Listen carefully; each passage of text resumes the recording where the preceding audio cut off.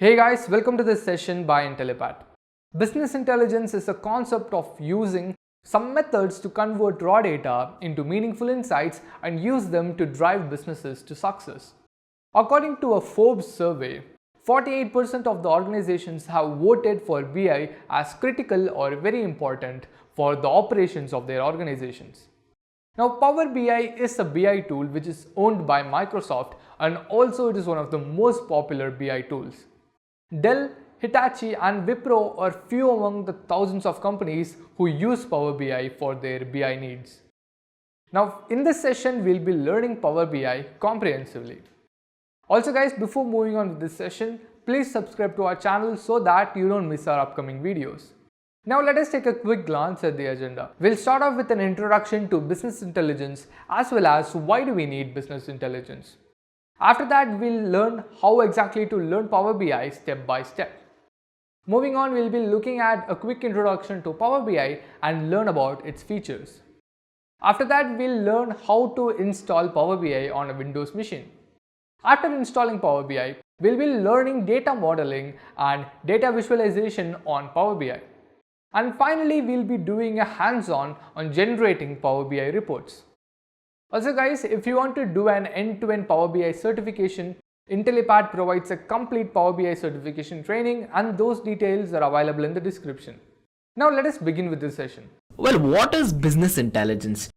We might have heard the term business, we might have heard of the term business intelligence, but we might have not heard it together as one unit, right? I mean, sure, in a world where we are surrounded by IT, many of you guys might have actually worked with BI, know BI or ever heard of BI. But then to check out the basic aspect of what it is, we need to start with the definition, guys. So here's a very simple definition of what business intelligence is. It is nothing but a very simple set of architectures, technologies and consider processes, and what these does is basically it is used to convert all raw unruly data into meaningful information, and this meaningful information at the end of the day will make the business profitable in some means. So think of it this way, right? So it converts raw data into meaningful information that drives profitable business actions, guys. So BI basically, it covers all the processes that is needed and methods that is needed, like, there are some methods of data collection, data analysis, data storage and so much more. So all of these data are collected from business operations or let's say any day-to-day activities in a company, and at the end of it, all of this is analyzed, collected, stored and operated upon so that we can get an output, get a result which will basically help us to optimize performance at the end of it. And business intelligence has a direct impact on the organization's strategic operations, tactical operations and even the business decisions on a very big scale, guys. So on that note, there might be so many business intelligence tools out there. We have Tableau, we have QuickView, we have Power BI and so on and so forth, guys. There are multiple tools out there in the world. So how are these tools selected by companies? Well, the first thing is pretty much availability and usage. They need to check out what tool is available, they need to find out what their usages are, and if it matches with what the tool is offering, then that's a tick mark, guys. And number two is how easy is it to learn and use, because even at a startup, it might be two guys who are learning a new BI tool to a Fortune 500 established firm where there are thousands of developers who sit and collaborate and work on a product. So they need to cater to each and every one of these guys to see how easy it is to learn and to use at the end of the day to help drive their business to success. And then after this, it is the quality of data visualization the tool provides. You can have basic visualizations, something which looks intermediate, and you have advanced, very beautiful looking data visualizations as well. So what is the quality of data visualization that they are looking for as a company? How much money are they willing to spend? Again, that brings us right to point number 4, which is cost and ease of setup, because something which is extremely expensive where the company doesn't make use of half of its features is a waste of manpower, it's a waste of money.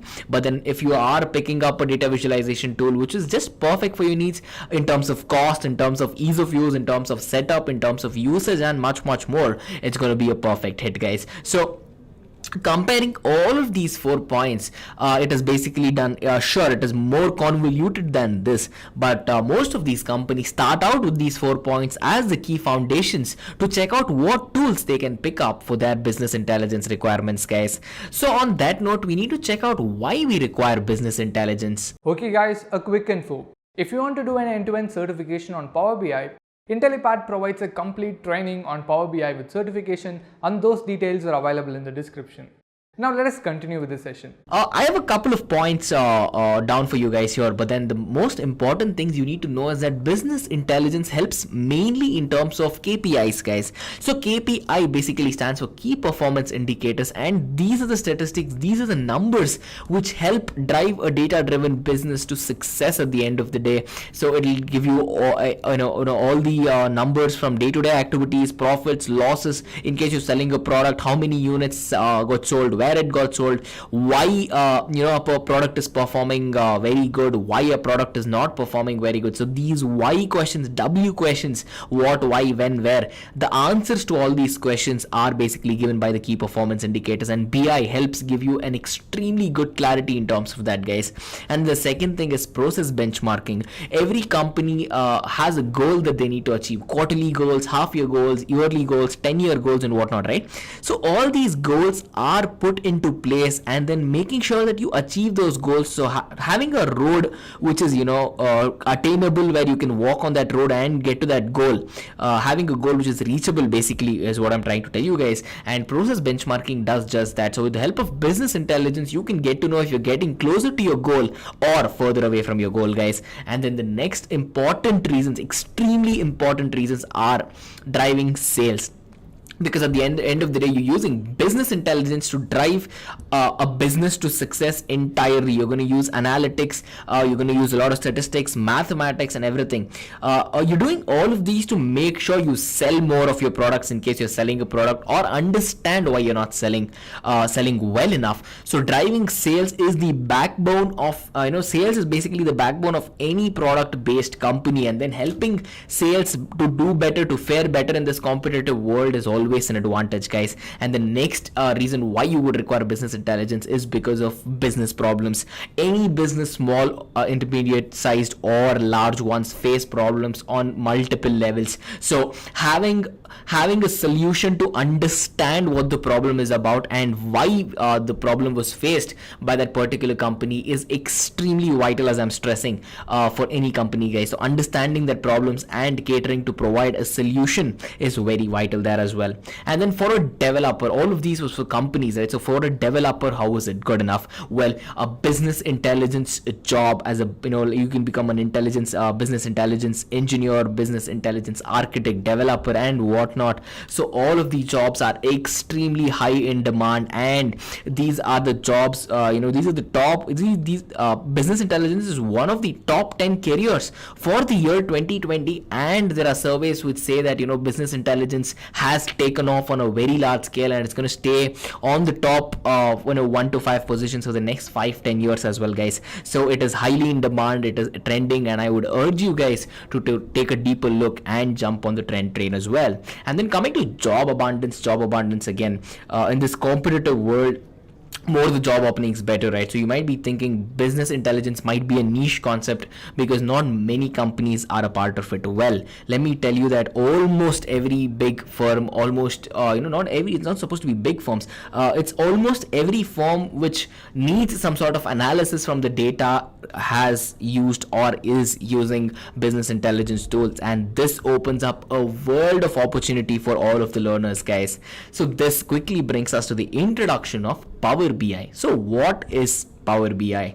Well, Power BI is nothing but a tool which is used to attain business intelligence, guys. So it is a business analytics solution that lets you visualize your data, share insights across your organization, inside your teams, outside your teams, in fact even to a different organization as well. And then later, whatever graphs, visualizations you have put out from your data, you can put it in an application, you can put it on a website and show them and use them later as well, guys. So basically It allows you to connect hundreds and hundreds of data sources and bring your data to life with live dashboarding and reports, guys. So basically this is what you can see, right? So you have certain numbers which might not make sense, but then at the end of the day, if you convert numbers to these beautifully looking graphs and visualizations, then that has so much impact for a non-technical person, for a person who's from a business domain, or let's say in a board of directors meeting as well, because at the end of the day, visualizations and images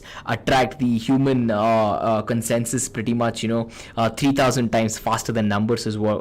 It's something that I read last year. So on that note, why do you have to use Power BI in particular? It's an offering from Microsoft, as you guys might know it, and Power BI is again a giant in the world of business intelligence, guys. So the first reason of why you should use Power BI is to help you make informed decisions very quickly, guys, and not just informed decisions, not informed in just any simple way. You're gonna have all the details, you're gonna know your data in and out with respect to visualizations, with respect to what your data is doing, why it is acting the way it is, and what is the outcome, and how good or bad is the outcome, guys. Okay guys, a quick info.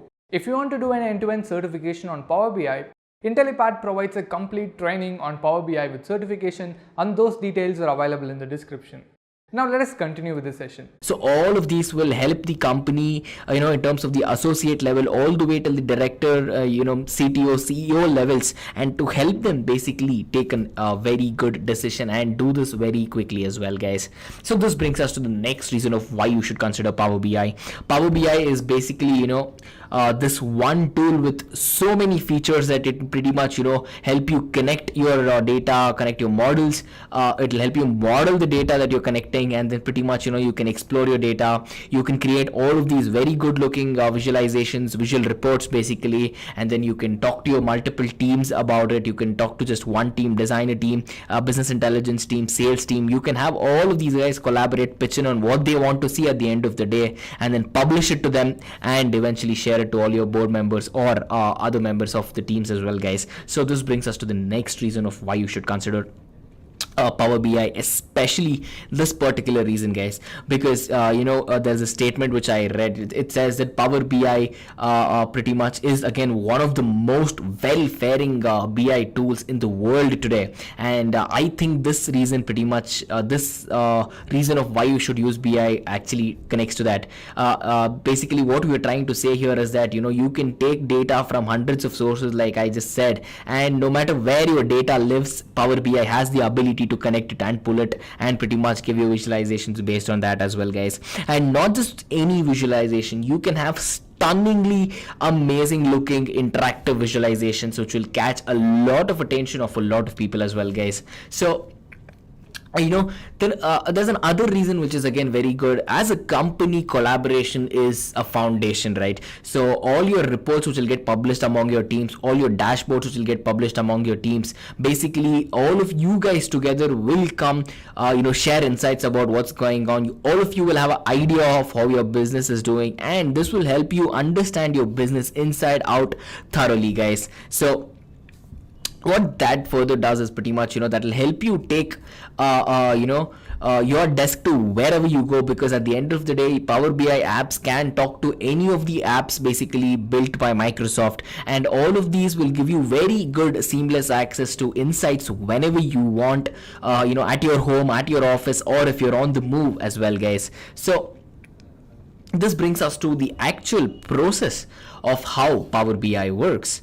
Well, guys, to simplify it, I'm going to take it very slow, since the intent here is to make the all of the audience from the beginner level to the advanced level understand this. So I'm going to be a little slow here, and I hope you guys catch on to what I'm saying. So this is how Power BI works basically in the chain, guys. So there are pretty much 5 major steps of how it works. Step 1 is data connection. Next we have data transformation, we have data modeling, we have data visualization, and data reporting as well, guys. So coming to the first step, which is data connection, as I've already told you, you can talk to hundreds of resources at the same time and get Power BI to pretty much pull all the data from any, let's say, Twitter, Facebook, it can be any big data solutions, Hadoop, Hive, Pig, any of these guys can talk to Power BI and get the data into your system where it can be processed and worked on. And the best part, in my opinion, about the data connection part of Power BI is that it is extremely simple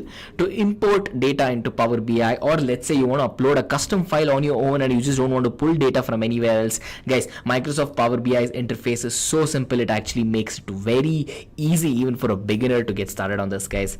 So coming to data transformation, which is the second step basically. So after data loading, what the data needs to be done at this point of time, your data will be very unruly, it will be very shabby, it will be very raw. There's a good chance it will not be structured as well. So basically we do this step which is called as pre-processing, and pre-processing, the literal term is data shaping or data transformation as well. So in this pre-processing we do a lot of changes and transformation in the data so that the next steps becomes very easy and maintains very good accuracy as well.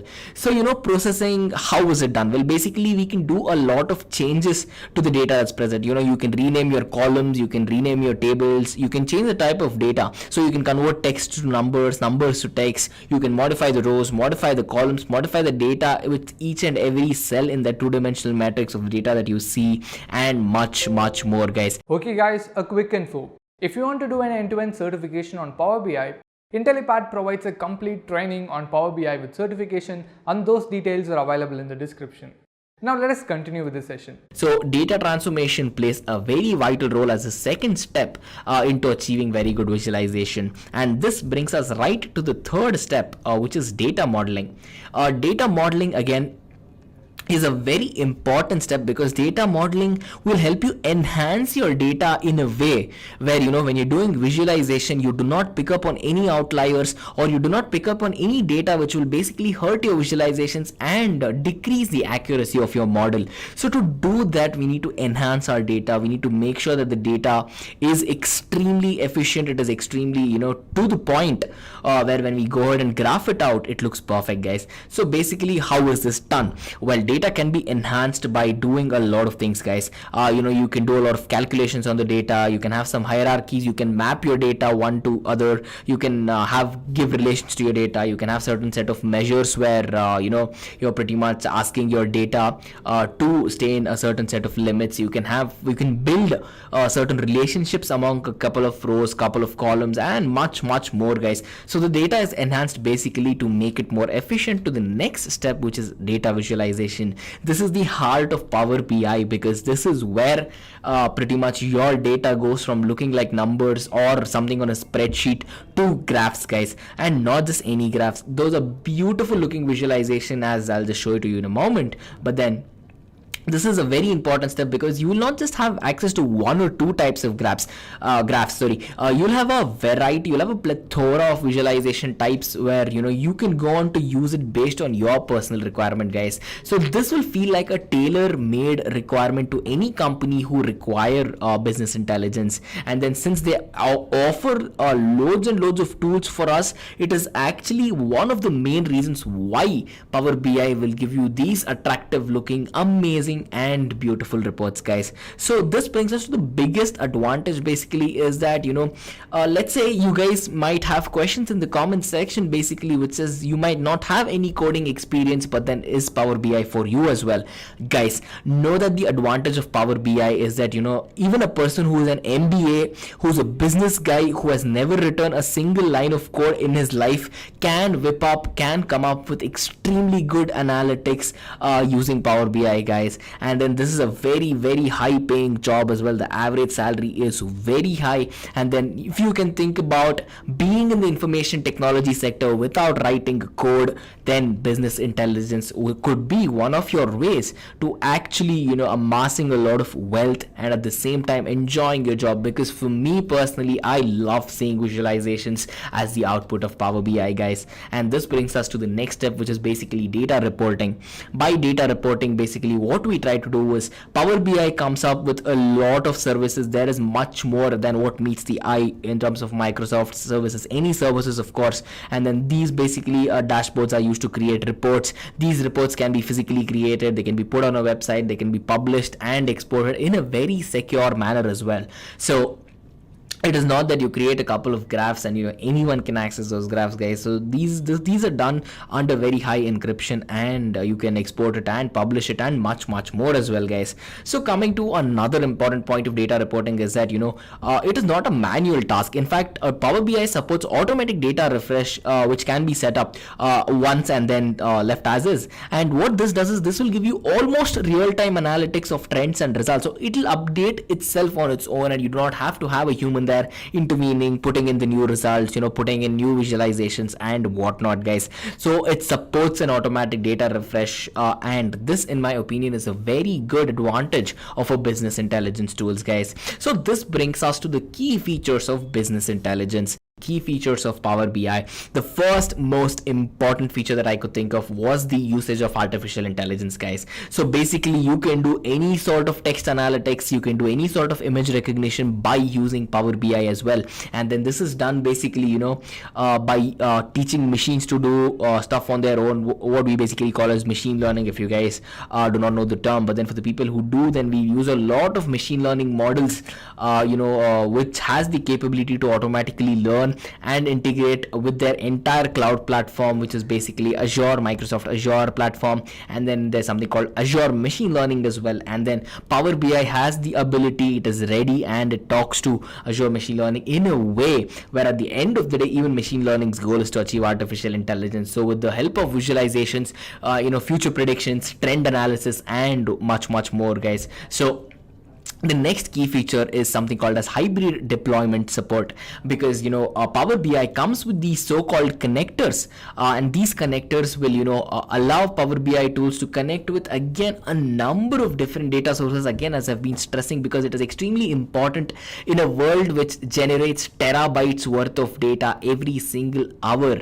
Yes, you heard it right, every single hour there are terabytes and terabytes worth of data throughout the world. And then knowing that you can probably use it and connect to it very easily and pull the data through is very simple and doable in terms of Power BI, guys. So you can have the data coming from any Microsoft's platform, from Salesforce, which is a very good CRM tool, and many other vendors as well, guys. And this brings us to the next key feature, which is getting quick insights out of your data. Well, one of the most important thing that you need to know is your data might be large and you might not have to visualize it all at once. So having very good interest in getting quick insights basically allows the users to create, let's say, a smaller chunks of data or subsets of data. And then what you can further do is you can apply analytics to those small amounts of information rather than the entire thing, because you do not want the entire thing and you want a part of it. So again, Power BI has the capability, and very easily so, to in fact do this as well, guys. And then the next thing is something called as data model support. And data model support is basically we're going to use a lot of data, again, as I've been mentioning, and making sure your data schemas are understood by the model. Supporting a plethora of tools, again, requires a lot of variety of data which can be read and understood in terms of the point of development of Power BI. So you'll have a lot of entities, a lot of attributes, a lot of relationships, basically giving you this entire data schema where one common model can talk to a large group of data connectors and data inhibitors, guys. So basically, some ways you want the data, some places you don't want the data. That is what inhibitors actually mean. So where what data you need to pick up from and what data you should not pick up, data model support will do just that. And the next thing, in my opinion, is something really nice, and I have personally used this as well, guys. So it's basically Microsoft's NLP, natural language processing, and Microsoft's virtual agent, which is Cortana. So I'm sure many of you guys might have used Cortana if you're Windows users, or you've used it elsewhere as well. So this is actually extremely popular on mobile devices, and this will allow you to basically talk to your computer, and verbally you can ask your computer, you can ask Cortana using a certain set of queries, as we call it, and then Cortana will give you all of those results, and you do not have to type it out manually, guys. So Cortana is a beautiful digital assistant by Microsoft, and it is completely supported and talks really nicely to Power BI, and it makes our task of typing and verbally querying data out impossible.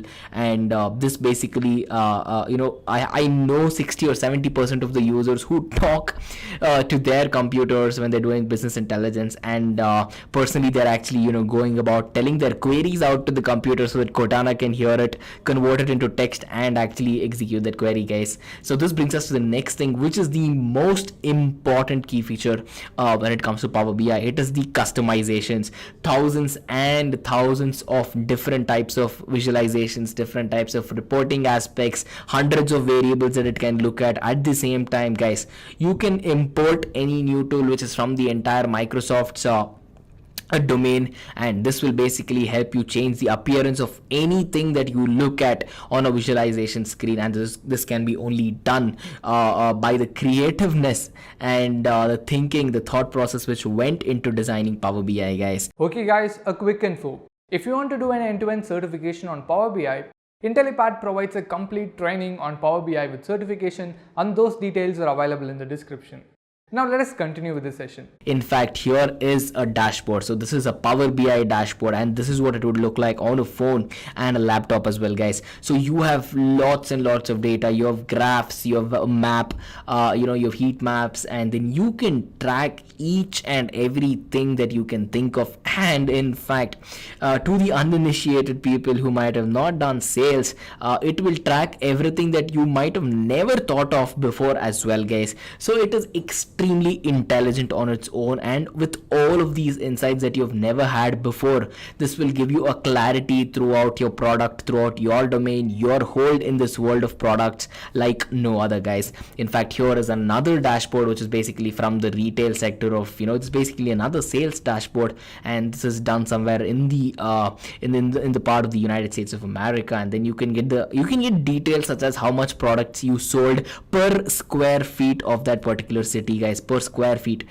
Think about that. And then you can get the total sales. What is the sales per square feet? Again, as I told you, what was this year sales, how many stores got opened, total sales this particular year sales, what's the target, how far away from the target, how to achieve that target. Pretty much, guys, everything that you can think of, you can achieve in terms of the Power BI dashboard. Again, here is another very good looking dashboard, guys. So this is again something related to the number of times and requests, website outage, and so much more. But then again, let me quickly head back. You can see the difference in between these particular dashboards and how unique each of them look, guys. So this can be catered to the business's needs, and this can be designed to look as beautiful as it can, and with all the data that you particularly need in your organization, guys. Now I'll show you how to install Power BI on your Windows 10 desktop. For that, all you need to do is open a browser, and I'm using Google Chrome. In Google Chrome, what you need to do is open the Microsoft Power BI website.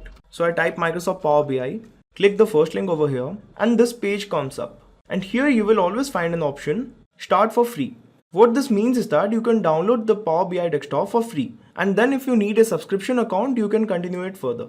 So I will start for free, and now I will find this pop-up. And now this is another option that I get here, download for free. So click over here, and now this pop-up menu appears, and you have two options over here. So, and as we know that Power BI is a product from Microsoft, you can directly download it from the Microsoft Store. So open Microsoft Store. By doing this, the product will download automatically and install on its own. And once that is done, you will see this. This product is installed, and you can launch it directly from here. As I had already installed my product, I was not going through all that process. So I will launch the product directly. Now Power BI desktop will open. Now once it's open, a menu will appear, and you will have to fill in your credentials. After that, click on sign in, and here you will have to use your professional account. I'll be using the account of a friend of mine. Okay, that was a mistake. Yeah. So sign in. Now I'll have to enter the password. Unfortunately, I have a password.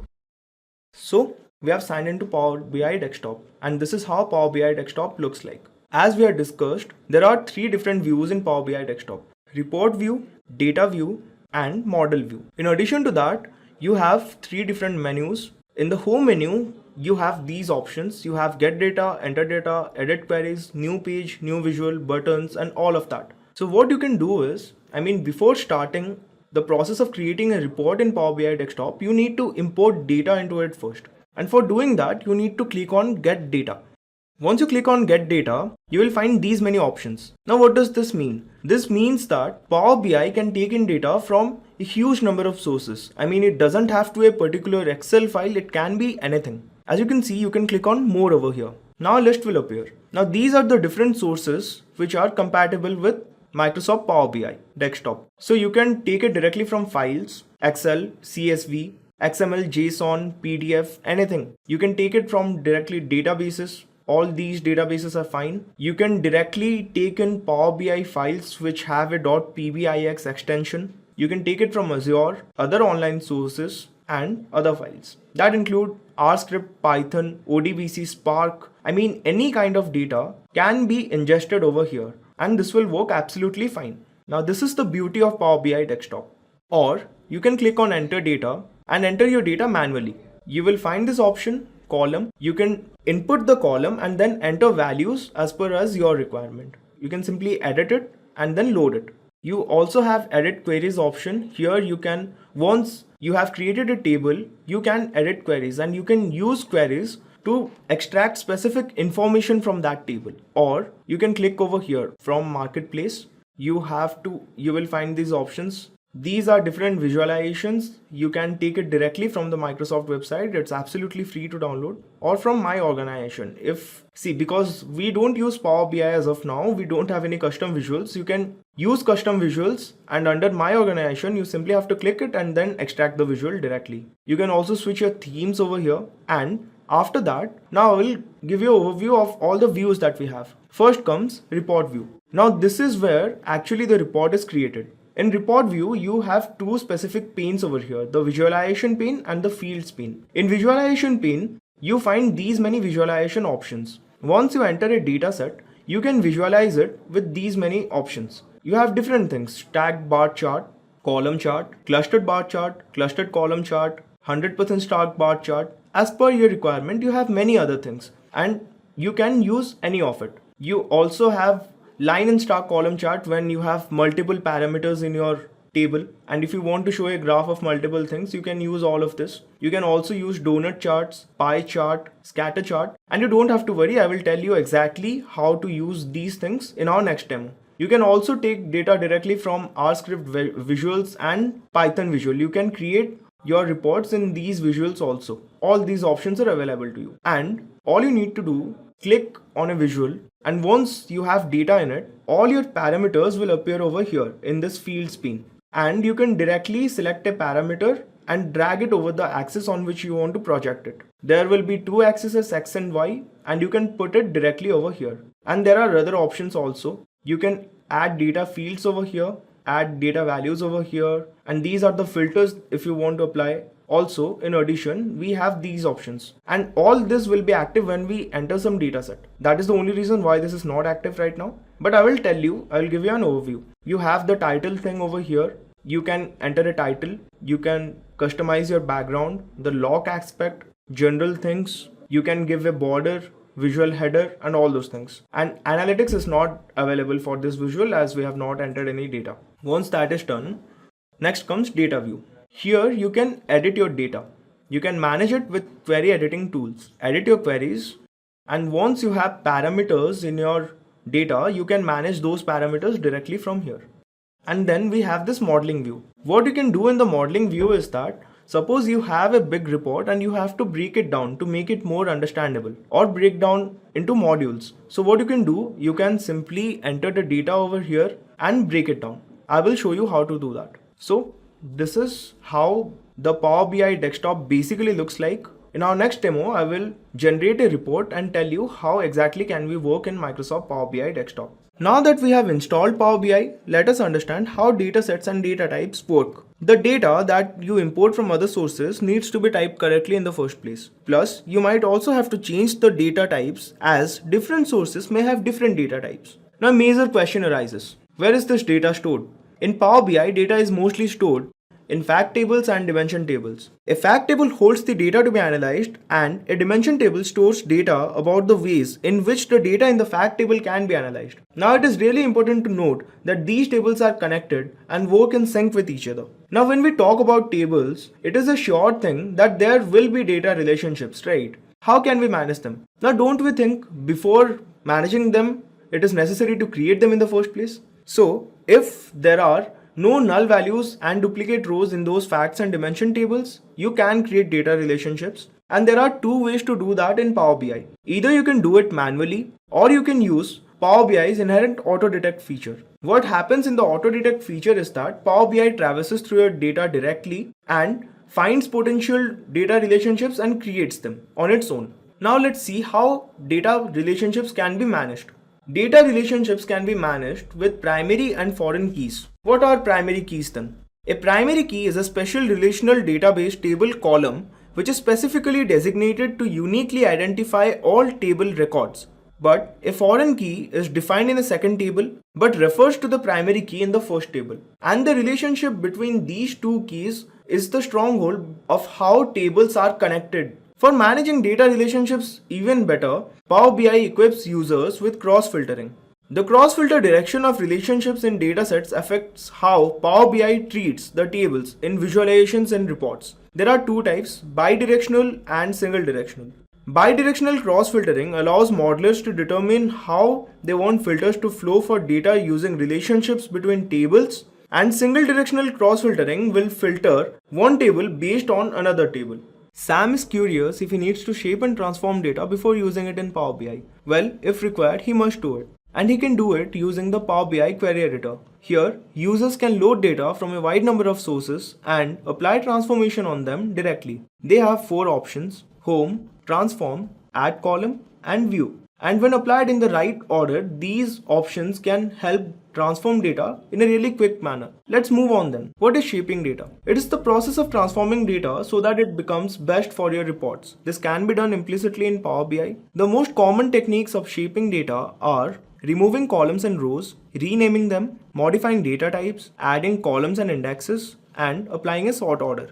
Now Tom wants to know, why do we need to transform data? If data is not structurally appropriate, we might have to transform it. And this can be done using the query editor. In addition, the table group offers functions to quickly transform data. So what are these functions? These are group by, count rows, split column, use first row as headers, any column, data type, transpose, fill, rename columns, reverse rows, move, and replace values and errors. So using these functions, you can directly transform data, and these being library functions, you don't need any extension for using them. Now a question arises, when a data is transformed, how do we merge it? There are two ways to do this. First is merging columns. Two tables must have a joining column where values will match, and when values match, users can easily join both those tables. And the second is appending rows. Take rows from one or more table and add them to the first table, and both the tables will be connected together. Now that we understand this about tables, let us move on and understand what DAX queries really mean. So what are these? DAX is basically a formula language which is specifically designed to work with relational data. There are many applications of DAX. Basically, they are used in expressions to calculate and return values, help perform complex calculations, and draw specific insights from data. Also, data can be manipulated in Power BI using calculated tables and calculated columns. What are these? In calculated tables, one formula is created using a DAX query, and that formula automatically adjusts each value in each row. Similarly, calculated tables are created in the same manner, but they are useful for intermediate calculations and specific data which users want included in their data models. And using all these features, intuitive business reports can be generated really quickly. Now Sam wants to create some Power BI reports. Well, we will show that in the upcoming demo, but before that, he must know the basic steps that lead to creating reports. First comes page layout and formatting. Report pages can be customized, and page name, page size, page background, and page view can be modified as per requirement. Also, charts can be created, and as we had demonstrated on the last demo, there are several charts that are implicitly available in Power BI. These include bar and column charts, line and area charts, line and column, scatter and bubble, pie and donut, table and matrix, tree maps, R visuals, and other charts. What's more surprising is that geographic data can also be included, and this can be done through map charts. Bing Maps is integrated with Power BI to ensure that users do not need longitudinal and latitudinal coordinates to include geographic data in their datasets while creating reports. And if everything goes as planned, you will successfully generate an insightful report on your business data. Now I will show you how to generate a Power BI report. For that, I need to open Power BI desktop first. So I will open Power BI desktop, and you can see this is my Power BI desktop and it is open now. What I need to do in the first place is that I need to import my data source, because without data we cannot create any report. And for that I need to click on get data. This is the easiest way to import your data, and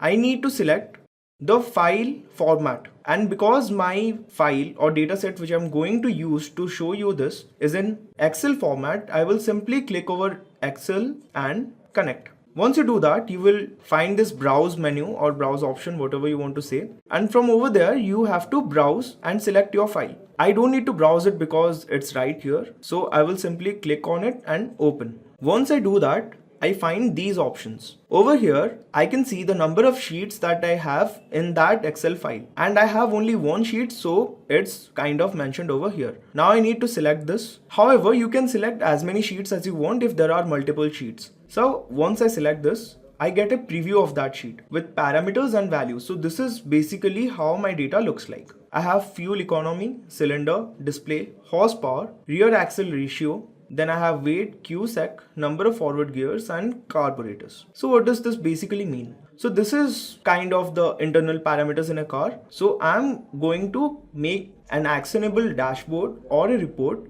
using which you will be able to understand this data more clearly. So for now, I have selected this and I will click on load.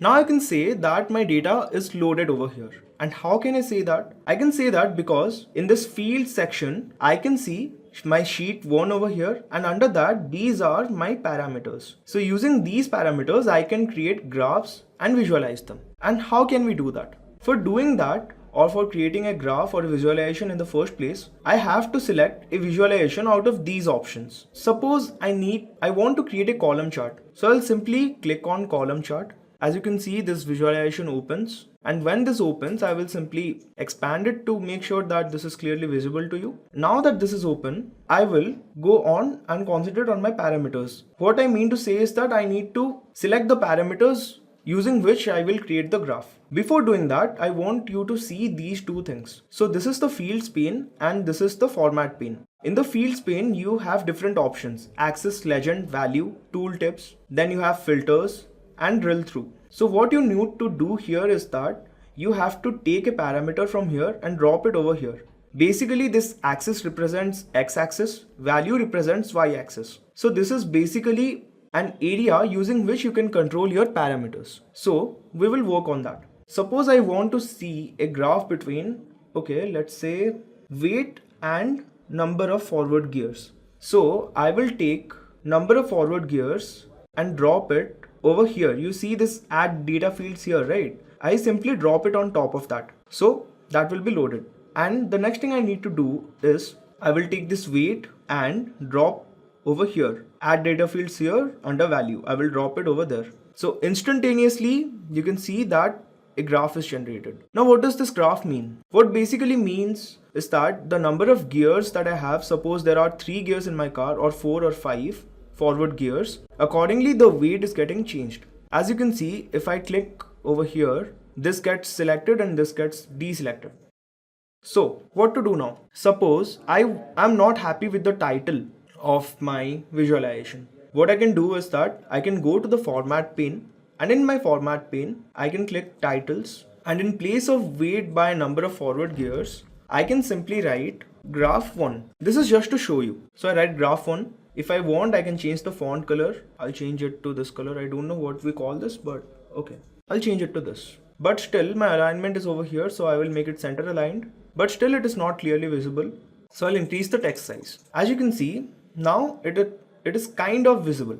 I will switch on or enable the borders. Okay. And on top of that, I will make sure that data labels are on.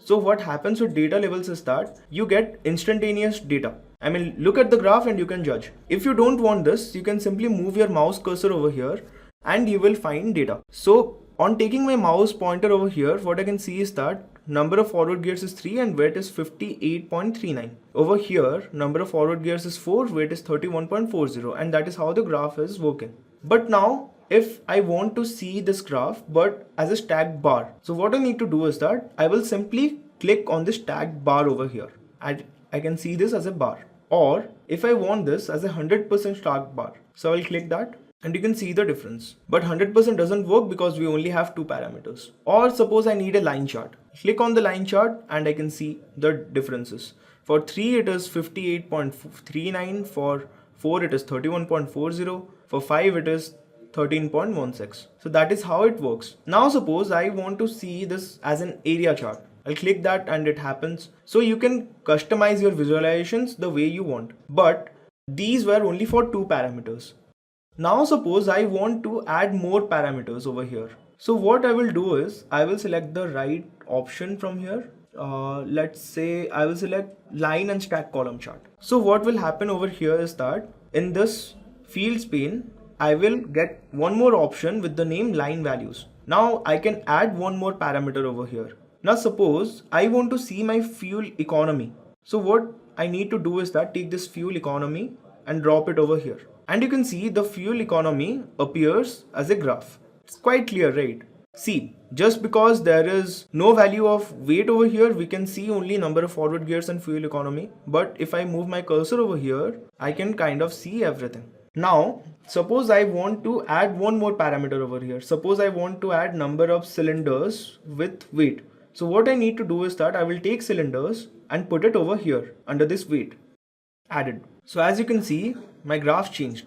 So here I can see my cylinder value, here I can see my gear to weight ratio, and here I can see my fuel economy. Now I want to create one more graph. So this is done. I can minimize it, take this to a corner, and now suppose I need to add an API. So I'll click that, key performance indicator. So what I will do is that once I select that, I will simply select fuel economy and drag it on indicator. I'll take horsepower and drag it to this axis. Now when I added horsepower to trend axis, you can see I see a value over here. And what does that mean? See, there are different filters over here also. If I want, I can apply filters is greater than, then apply filter. But there are not much parameters over here, so there is no point of doing that. So what this basically does is that it kind of adds value. You see your sum over here. If I want average, I'll click on average. You see a graph, it is changing. Suppose I want count is 1. Suppose now I want standard deviation. So what this necessarily means is that this value or the indicator is the fuel economy, and the trend axis that is going in the background, that actually means the horsepower. And as you can see, is continuously changing for these different aspects. So count distinct, it's 1, and this also changes accordingly. Suppose I need minimum 15. So this is the fuel economy and this is changing in the background, the horsepower. Now suppose I need to create a donut chart or a pie chart. Let's create a pie chart. So I change that. For pie charts, as you can see different options over here. If I select this, all others are deselected. So let's maximize this to make it easy to understand for you. As you can see in this pie chart, different values appear. So here the horsepower is 65, minimum of fuel economy is 33.90. Similarly, it changes. So this is again a ring chart or a donut chart as we say. Again, this means the same. So this is how you can work around Power BI desktop. You can change your values, or if I want, I can add one more horsepower over here in this values and I will see this. So this basically shows horsepower and this shows the sum of it. I want average, so I click on average and I can see the values changing. Wait, I'll maximize that. See.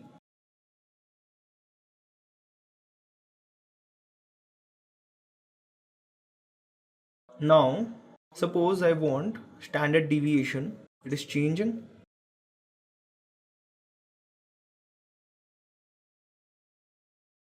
I'll switch on my title.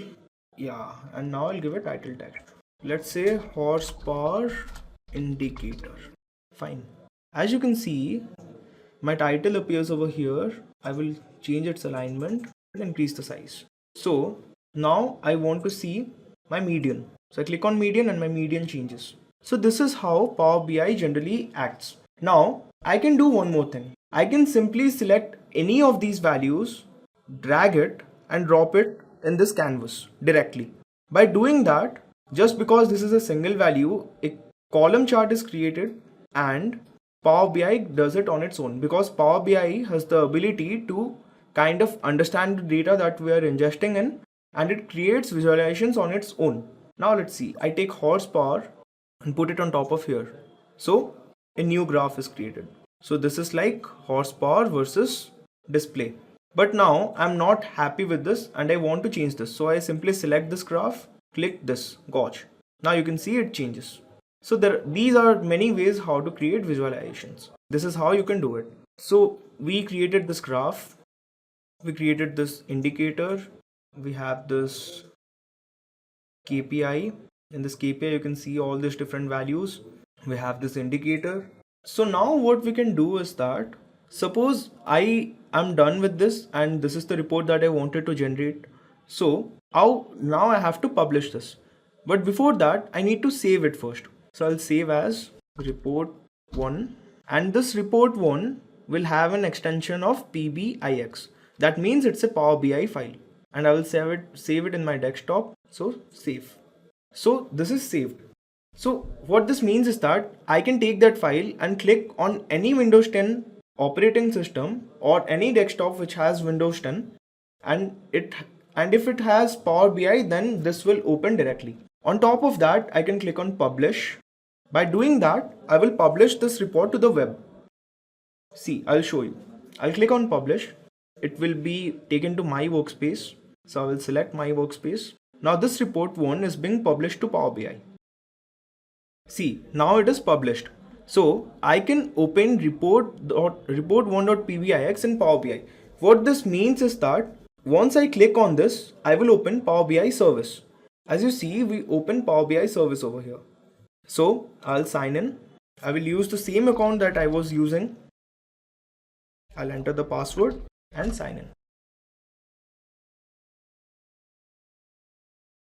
So this is my Power BI service, Power BI cloud service, and this is not free actually, but for first 60 days you can use it for free.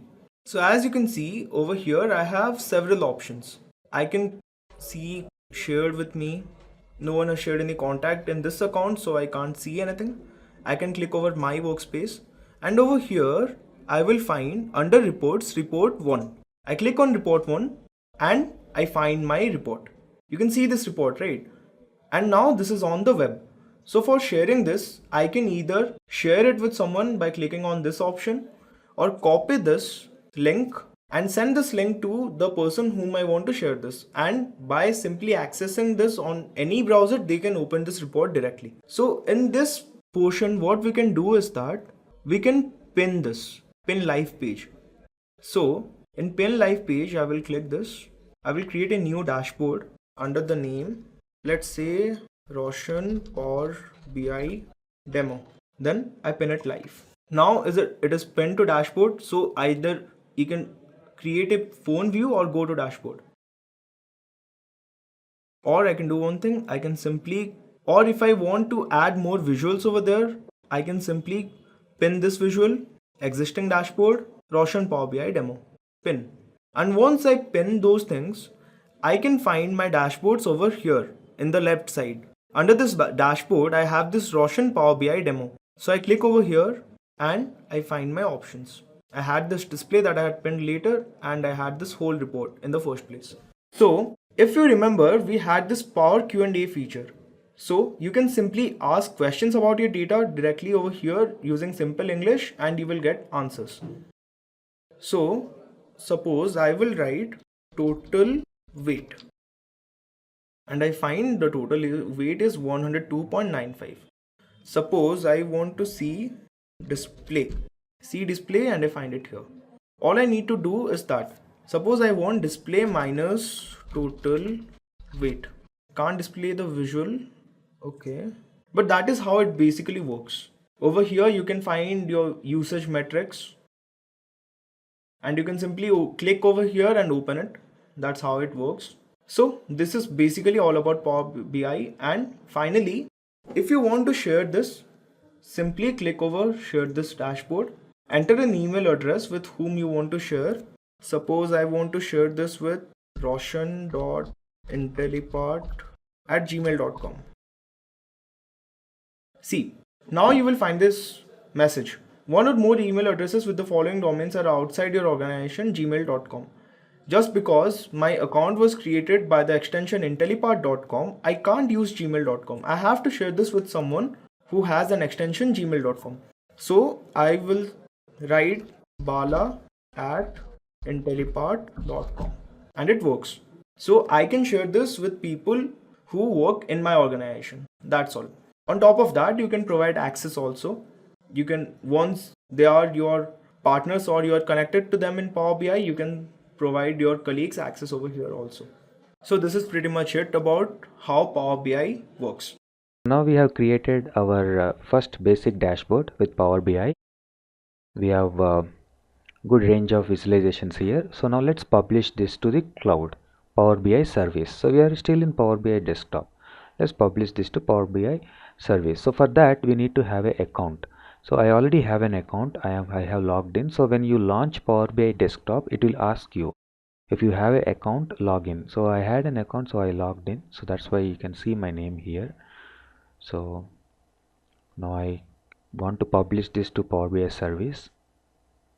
I simply click on this icon. So clicking on this icon will take that. So I already have some file, a data set named Lands Transportation Corp there on the cloud service. So let's replace that. But this file, this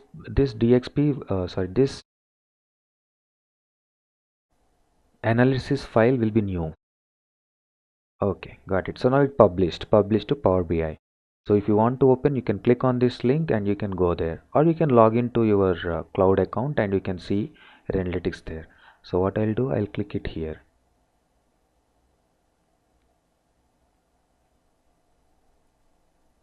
Okay, let's not do this with IE.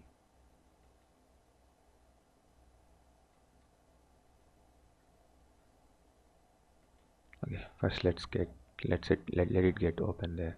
Yeah, so this is a link. Copy this link, get out of here.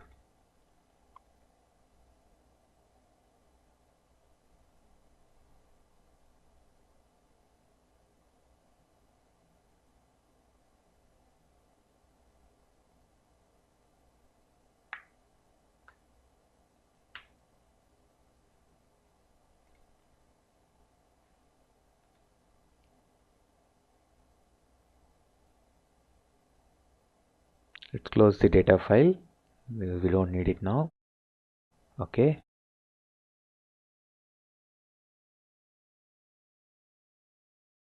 so it'll ask for the login.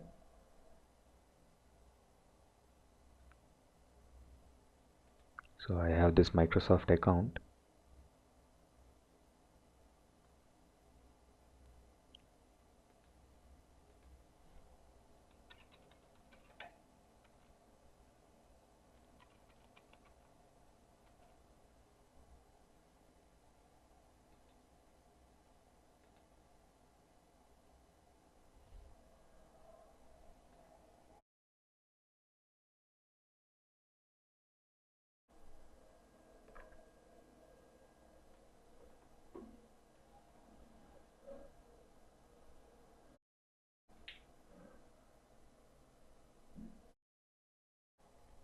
It's asking for mobile authentication.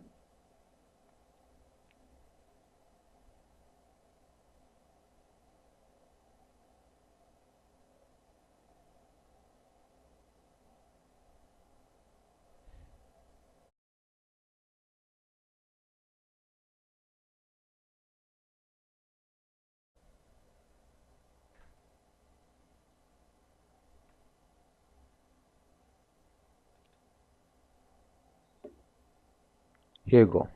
This is Power BI Cloud Service.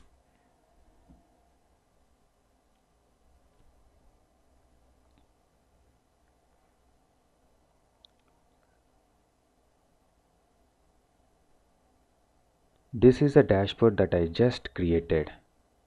Okay, so this is the actionable dashboard. You click on data, the data get filtered. So you see this is the data. So the filter works on all levels of data. So if you want to select multiple bars, you can control and click. You can press control and select multiple bars of data. Yeah. So this is the actionable dashboard now we have in Power BI Cloud Service. So this is how the cloud service looks like.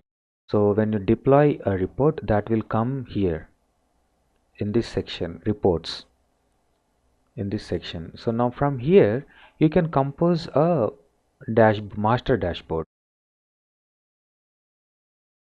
What you can do, you can select the icons, select total revenue, you click on them.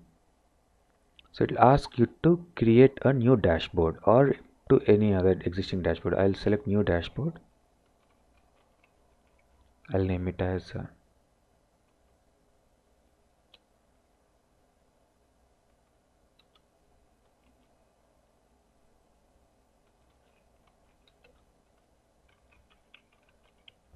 Lance dashboard and just pin it. Okay, so now you see this is a new dashboard got created here, and we can see that as a tile here. See that visualization is a tile here. Now if I click on this tile, it will take you back to that report, the dashboard, the underlying report. We can pin multiple visualizations there. Yeah, Lance dashboard. Yeah, pin it. I'll pin one more KPI, and then this map. Let's check out dashboard. This is how this dashboard looks.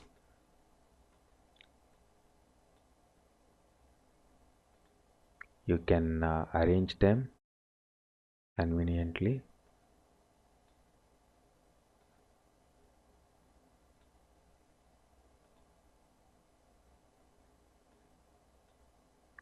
Just drag and drop. So you don't develop any visualizations here. So this is pinning from already existing dashboards. This acts as a master dashboard.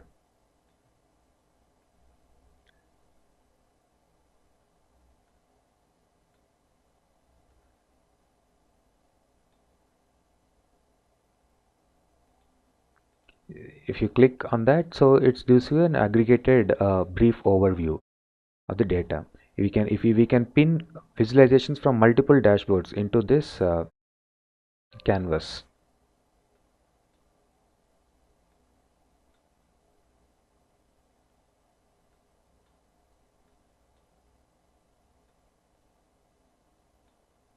Okay, let's leave it there.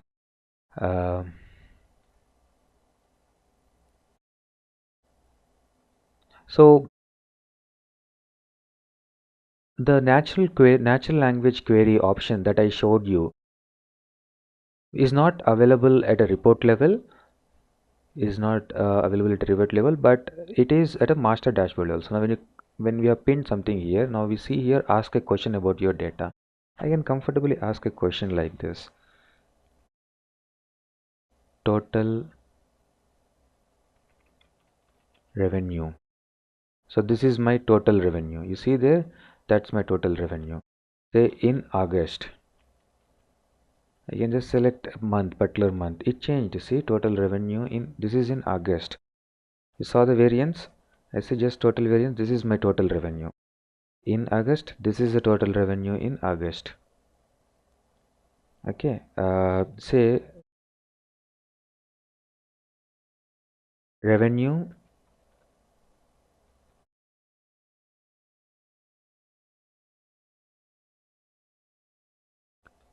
by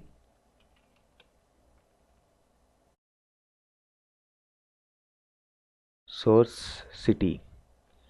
So let's select here city. You see, I will see what top 5 revenue. I have no visualizations for all this. See, top 5 revenue by source city.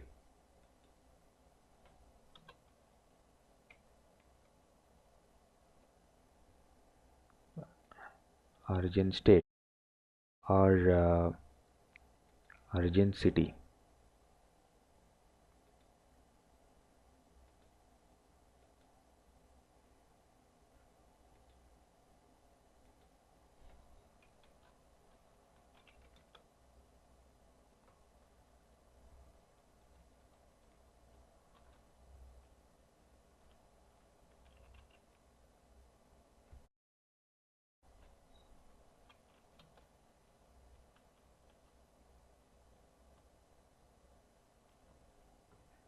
Okay, this would generally come up in descending order of this.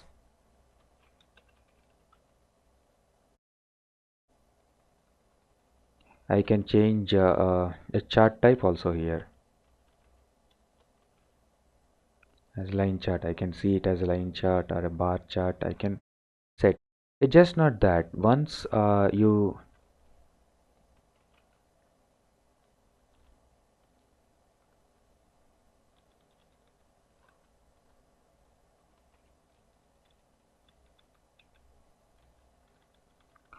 you start once you uh, finish creating a visualization, you can actually do some more enhancements. You can go at a visualization fields level. If you don't want this as a bar, you want this as a pie chart, yeah, you can convert that into a pie. And you want to change color schemes, yeah, you can change. You can do further modifications, and then straight away pin that visualization to your dashboard. That's it. Now get back to the dashboard. You have that here. You have that sweet pie here. So just created by human computer interaction.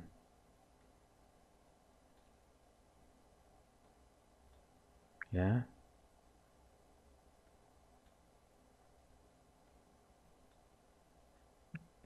it's not that tough arranging this.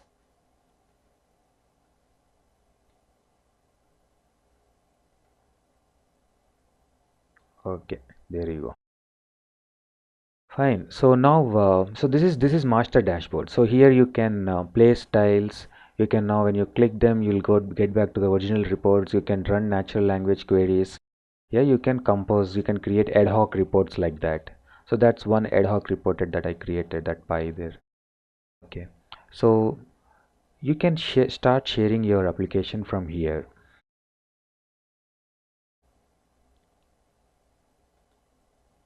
You can go. You can check out the notifications that you have.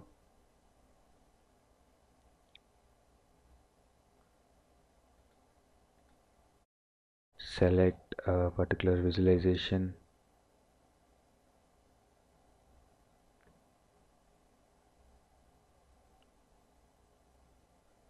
And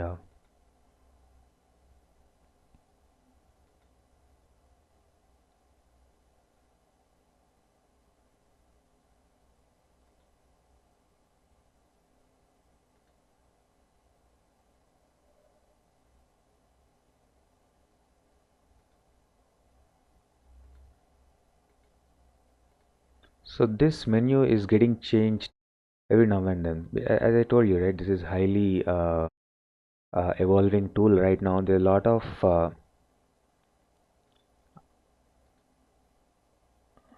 enhancements, improvements that are being made to this application.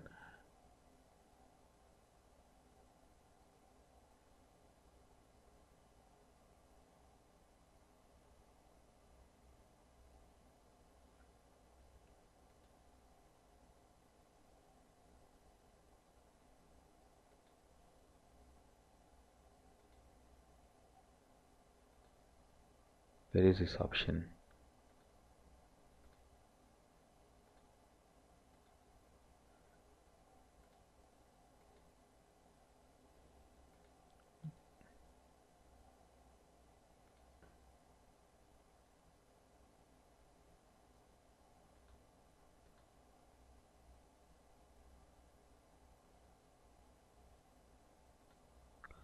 Okay, so we have no notifications.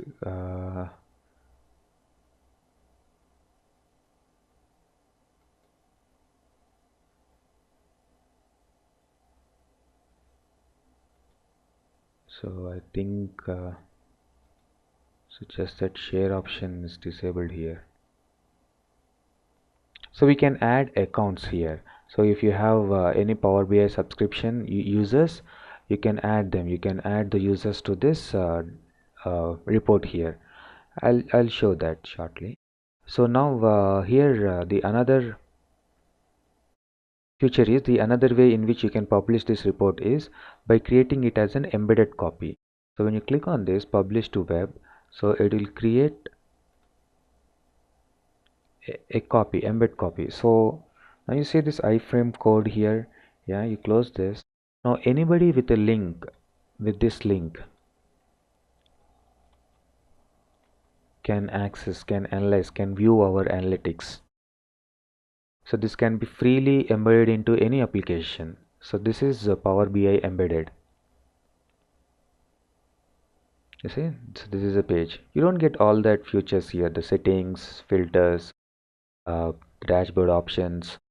Yeah, at the moment there is no natural language query support also in this embedded copy, but still this is an actionable dashboard. You can still click this view data, check everything that you are interested in. So this is possible. So this is possible with Power BI embedded. This is the other way. So this is an easy integration into other applications, your existing reporting applications, quickly integratable. So yeah, so just created that link there. Okay, so we have two data sets, workbooks. We have multiple options here. We will keep exploring the options as and then we progress in our course. So for now, so that's an end-to-end flow. So we created an application in our desktop, Power BI desktop. We created a dashboard. We published that to the net, Power BI cloud service. We got that here under report section. We pinned some visualizations to the dashboard. We created a new dashboard and we pinned. Actually, we can pin the entire page. This entire page we can pin into a dashboard. Okay, and there we used some natural query languages, and we also show how to publish it to the internet. Okay, yeah, you see, here we have this share option. Okay, we have share option at a dashboard level. This is what I wanted to show you. So if you click on this, it will give you a panel here. So anybody with cloud subscription, that email address, if you add that here, yeah, you can grant access. So a mail will be sent to them, and once they log in their workspace, they will see our reports. So that's how this cloud, so there is no local setup, there is no local infrastructure for Power BI reports. So everything is on cloud. The only thing you can set up locally is a gateway, Power BI gateway, to talk to on-premise databases. Hi, so here we have the basic dashboard built and published to cloud service. So we will go explore further in the next assignment on how to perform calculations. Here we haven't done any calculations. We got the data as is and then we represented with some set of visualizations and we published. But this won't be the case in real-time situation. So you often run into need of writing a custom formula or a expression or calculation to represent data in your visualizations, right? So we have options in Power BI for doing that. So the next assignment is targeting on the data calculations using DAX expression. So DAX stands for data analysis expression. So I'll give an introduction on the DAX and then we'll write some couple of formulas on the data, existing data, and create visualizations on top of them. We'll discuss more of DAX in upcoming assignments. So for this assignment, we'll target on introduction to DAX. And also, we'll get two new data sets into the analysis. We already have TRIPS data that is coming from the Excel source. Now I'll import two more data sets into this Power BI desktop. So the data sets would be coming from open data feed. Our data is open data feed. So this is the data feed that is hosted on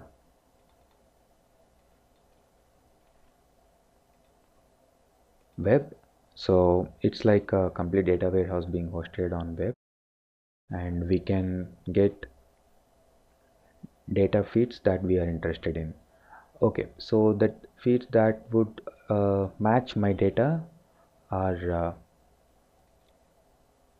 categories. So in this navigator I can simply see the preview and select the ones that I need. Shippers. Okay, load. So that will also embed directly into my analytics file. You can see these two tables, now they are added here. Go to this panel, I can see those two tables here. Okay, so the good thing with Power BI desktop is the moment you add any new tables into the analysis, if there are any relations between the two tables, they are automatically created like this here. You see, I have trips data, categories and shipper, because they already have keys in my data, shipper key and category key, so they are matched. Go and check out the definition of this relation. You can see here trips category ID, categories category ID. Yeah, same is the case with the shippers. So these relations are auto created in Power BI. So now we'll get back to the trips database. Okay, so this is the transactional data I have here. If you actually observe here, so here there is no option to write any expression for this visualizations. You see, we can only drag and drop fields here. We can drag, we can drop, we can configure those fields, we can format, we can set reference lines, but we can't actually write any expressions at visualization level. All the expression writing should take place at a table level like this here, a new measure or a new column at the back end. So entire expression writing in Power BI is divided into two forms. Either you do a row level calculation, that is row context, or a set level calculation, which is set context. Row level calculation is something like creating a column out of some existing column. Okay, subtracting these two values and creating a new column. So that is you do at row level. Okay, so that is row context, which is new column. And what is set context? Set context is new measure, creating an aggregated value. Maybe I want to find out the maximum of this shift days or miles, total miles or shift days. Yeah, so that is an aggregated value which is at a set level. So that is set context. So for such needs, we'll create a measure. So we have to decide first what we want to create. We want to create a measure or we want to create a column. For both, we will use DAX. Okay, so DAX is very simple. We don't need to worry about that. If you are at least some aware of Excel formula writing, you can easily pick on that. Is because DAX is completely Excel formula based. But it is more than that. Yeah, but still for now we can consider it like that.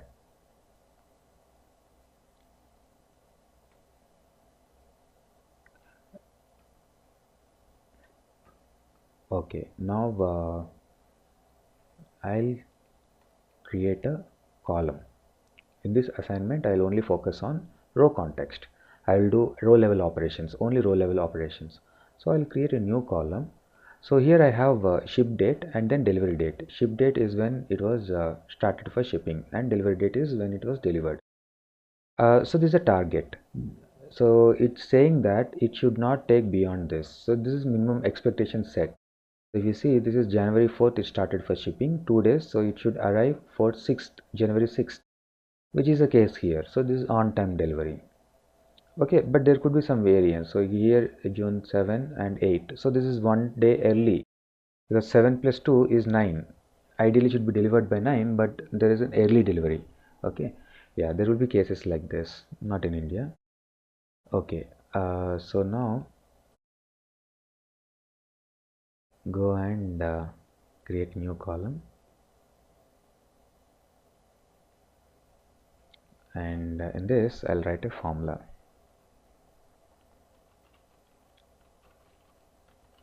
Delivery days equal to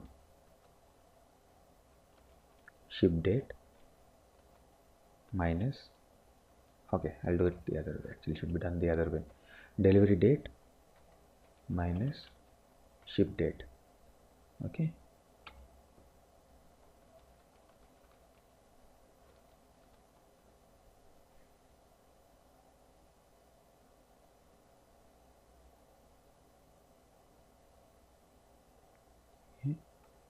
we have now a new column created here, but now right now this is in date format, but generally this expression will return a whole number, because that context is not set, data type is not set. So select the column, go to modeling, and you can see data type. Why I am not seeing data type highlighted? Ship days, this should get highlighted generally. Okay,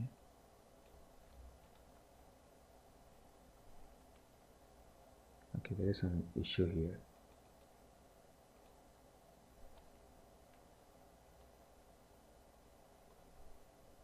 Delivery date, yeah, delivery date, sorry, not delivery date minus delivery date minus ship date.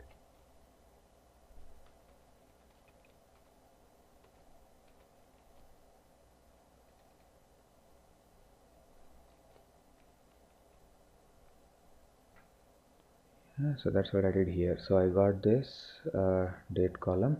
Fine. Okay, now you can see here the data type and format. It is assuming that it is a date column, and it is giving you this format option, date format option. Okay, but that's not the case. So let's change the data type, change it to whole number. Yeah, okay, now you should be seeing it in actual form. Okay, fine. So this is delivery days. Okay, uh,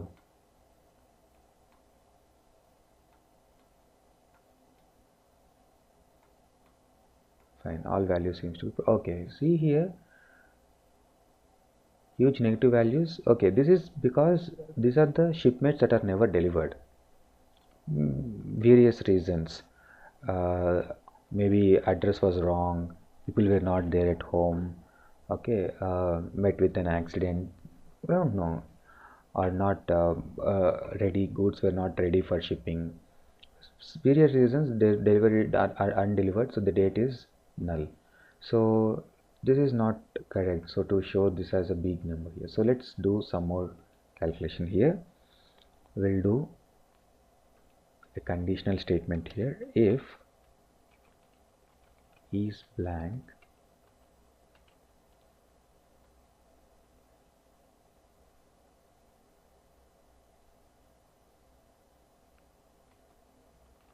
delivery date, then put 0, else do a subtraction. So if it is undelivered, there is no point in calculating the difference. Let's take it as just 0. Okay, so all these values will change.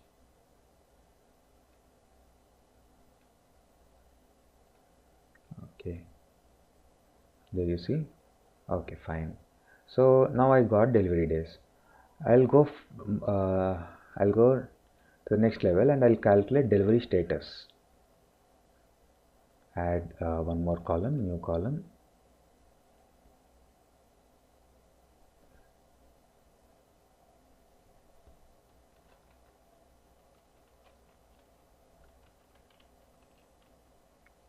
Delivery status. So this I will calculate based on the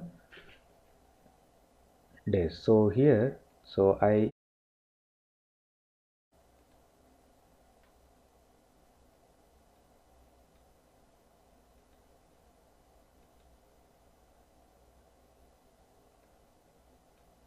So I have delivery days and then ship days, right? So if both are matching, then yeah, correct. So that is on time delivered. Let's see the combinations. If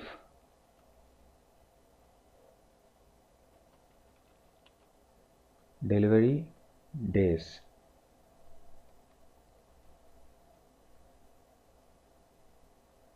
is equal to ship days, then it is on time. Another if statement, if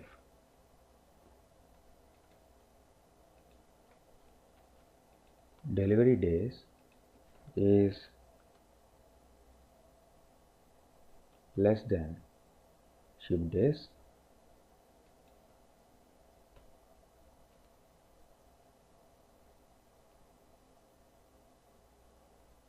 then it is early delivery.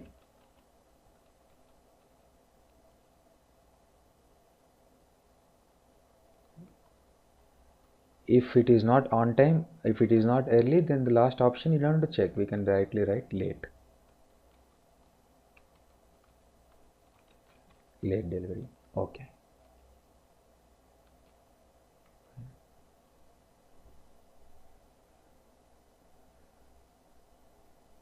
So we got on time, early and late deliveries.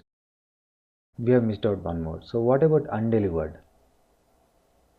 It will be delivery days would be 0. So we have to handle that as well. So we'll do what? We'll put one more if clause on top of this nested if statement. If the same thing we did for delivery days. If delivery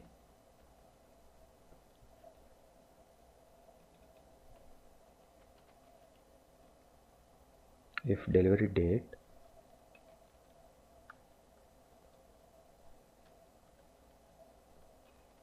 is blank,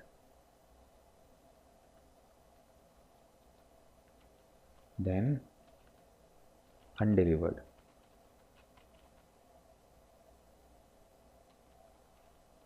Else do all this.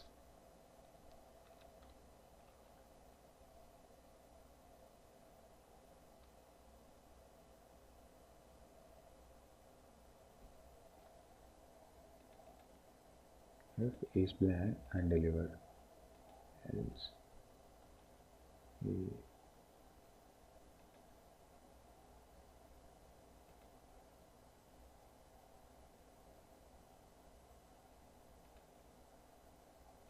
okay, if okay, we haven't closed bracket here.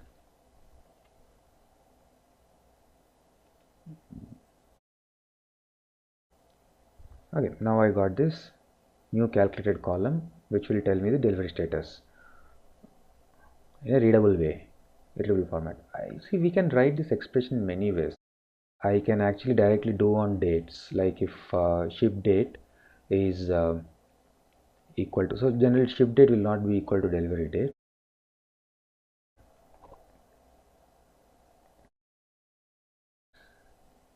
So if you add ship days to ship date plus ship days, if it is equal to delivery date, then it is on time. If ship date and plus days is less than delivery date, then it is early delivery. Yeah, so like that I can write a calculation. So I can write calculation in many ways. Okay, so here I have demonstrated a way. So I first calculated delivery days, because in delivery days also I can use in some way, and then I derived one more column, delivery status. So these are row level operations. So that way we create a new column, and these are called row context. Okay, so here we go, we have a column here. So now let's get back to the report panel. Create a new page, name it as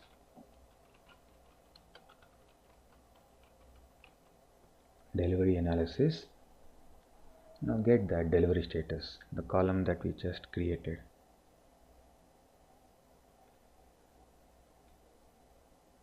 See, now we have just verifying whether we got it correct or not. Then trip ID. Yeah, so yeah, total 2k trips, and this is a split. Yes, this came out correct. We have early, late, on time, and undelivered. Delete this. Now we'll start building the analytics. Do Control Z. Switch this into a pie chart. So this is what I got now. On time, late, early, and yeah. So we'll change colors a bit.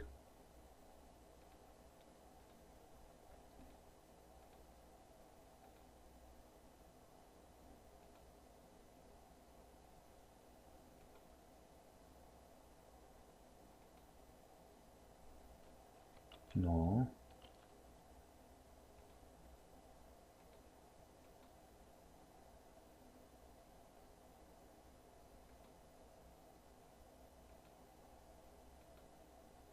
Yeah.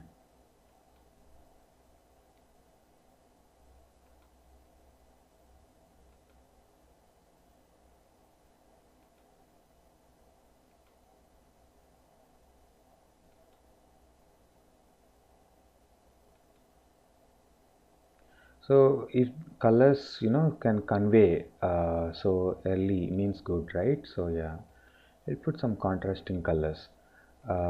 Late, undelivered, represented in a different color. Early, yeah, some good shade. Okay, so fine. So we got this here. On-time deliveries, late, and we can see that late sector is relatively small compared to the entire stack. Yeah, you can put stacked percentage bar chart like this, and you can analyze data by trip ID. So you can see here. So if you take the on-time deliveries compared to on-time deliveries, late or nothing, so just the 3%. Yeah. Okay. So now I will go and convert this into a pie chart, and in the pie I'll put some more fields, some more categories, like uh, after finding out that undelivered items are more compared to late deliveries, I want to further analyze where the problem is. So I will provide some more attributes here. So on the legend I will drag and drop company name. So now this is drillable to the next level. So I go and click. So now I can see by company. So this is now, right now it's giving only volume, how many trips were made by each company. So these are the vendors for my company. So I have tie-ups with them, they do the shipping for me. Okay, so now I can see that yeah, United Packages have more shipmates, getting more business from me. Okay, so the other way is enable this mode, drill mode, and now if you click on undelivered, so it will take you to the data related to that particular undelivered packages. So in undelivered, you can see that everyone is contributing equally, 25%, 25%, 50%. This is 50% because we already saw that we have more shippings here for United Packages. You go late and check out. So late, you can clearly see the difference. Only United Packers and Federal Shipping. So the third player is nowhere seen here. So who is the third player? Speedy Express. So there are no late deliveries from Speedy Express. You see, you click on late deliveries. Yeah, so we can see what good they are doing, but there are no late deliveries, and we can replicate that business model in other segment or sectors. Just not that, we can go further. After we got delivery, we can actually go and look out and check by state. Maybe somebody is doing good in some state and not in other state. We want to check out and replicate those practices So you go check federal is doing well. Okay, again they are doing well in Illinois IL compared to any other state, and Michigan. Yeah, so we can see like that. So this drill option we have for every visualization.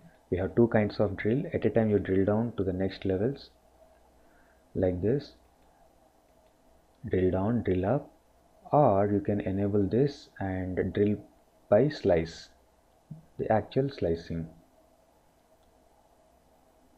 So you see this option, this will at a time will put all the data at once here, late, speedy, express, by state, like that. So it will give everything merge and show it on single canvas. Okay, so drilling by merging, this option, this is newly added, good option. Okay, so we can do that as well. If you do this, it will just, you will not be able to relate from which slice we got this. So if we do this, we can relate actually. So undelivered federal shipping, on time United, on time speed, on time federal. You go further again, on time United. So you see the hover message, on time United Packers Ohio. So that is a state. We got all three on a single slice. This is another kind of drill down. We have totally three kinds of drill down. Plain drill down, go level by level. Yeah. Split for every category.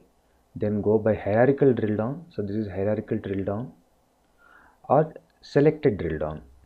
You select a particular size and drill only that particular focused area, interested area. So we have three kinds of drill downs.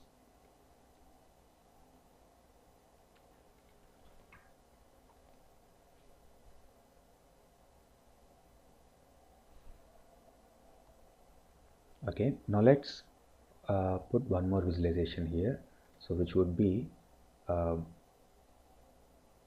stack bar. So in stack bar, what I'll do, I'll bring categories, category name, and then total miles versus loaded miles, variation between total miles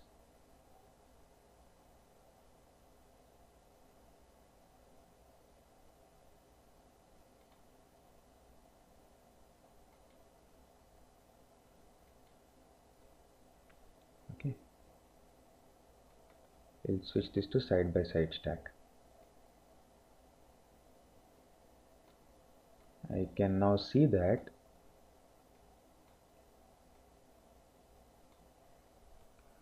I can see here that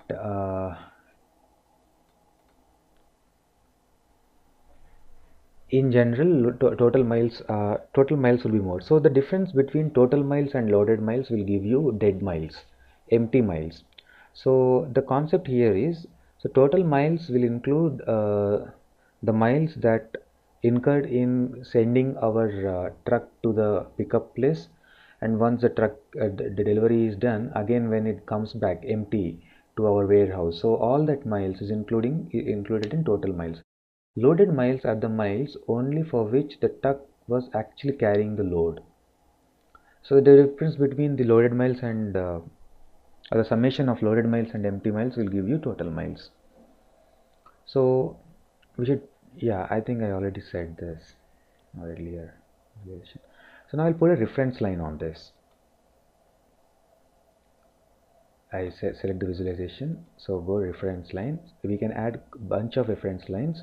So these are analytical lines, so these are available for few visualizations, mainly for bar visualizations. So you go and select an average line. So I'll put an average line by total miles. Yeah, so you see, so these two are almost making the average, they are meeting the average of total miles compared to that. So they're doing good in these areas. Dairy products, grains and poultry, we are doing good. Okay, so yeah, we can add reference like this. we can switch to a full mode like this. Every visualization has this feature. You can always switch to a full mode, and when you right click, select something and right click, you can see data. When you click see data, it will give you the data of the entire visualization, and if you click see records, it will give you the underlying data records. So this is unaggregated data. So this is transactional view. This is transactional view. So same options you'll get here also. See data. So this is aggregated data which is constituting this visualization. Back to the normal mode, and right click on the visualization and see records. Will give you the transactional view. Transactional view. So if you see actually, so go right click and say beverages, total miles, see records. This data would be actually related to, okay, now go early, drill down, show next level, all that we have.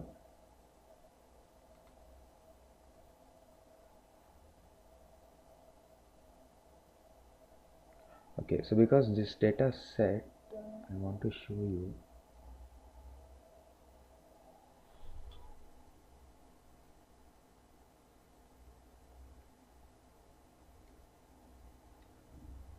This is not the entire data set.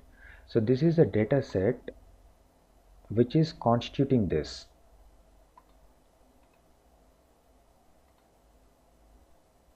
So if you see here, ship name would be same ship name, federal shipping, because this is the data related to only that particular slice.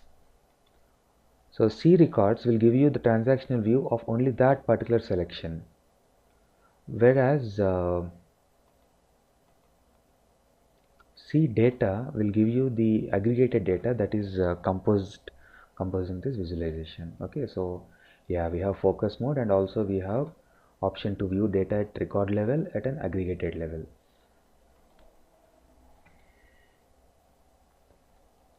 So we'll just to finish this assignment, we will get one more analysis. We'll do one more analysis with this data and complete this.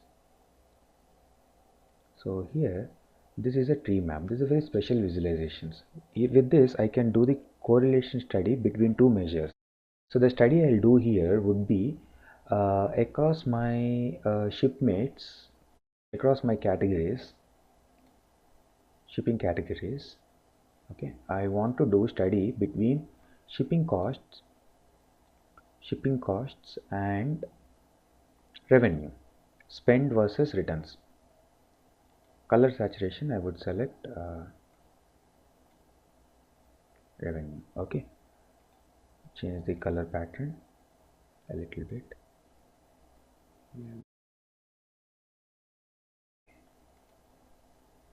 No.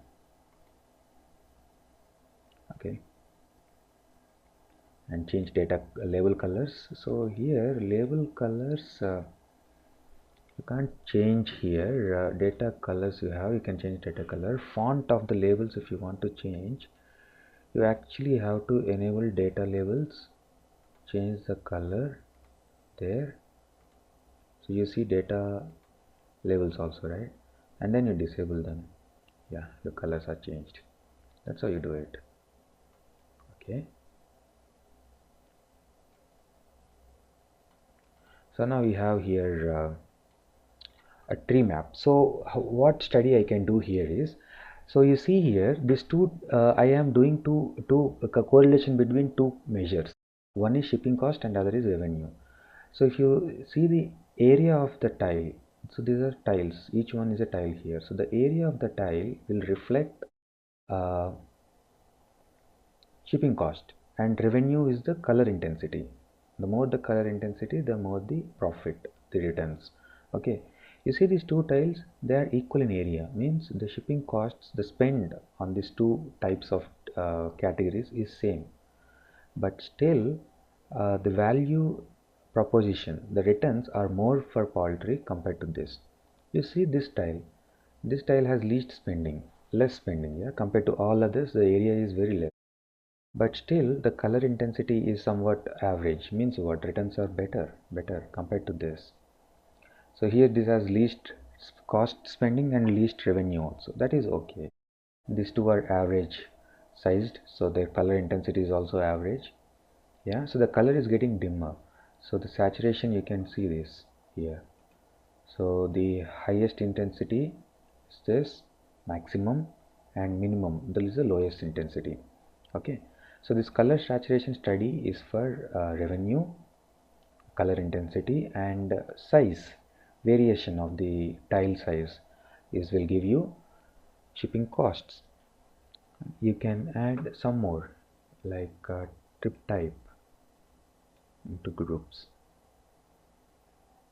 and go and explore that by specific category or at a time or everything. Yeah, you can get that like this hierarchical. Okay, now we have more intensity color variation in domestic, yeah, in international shipping mates, domestic shipmates, like this. So we can do a better color study like this. Maybe these are the small tiles you want to contribute, so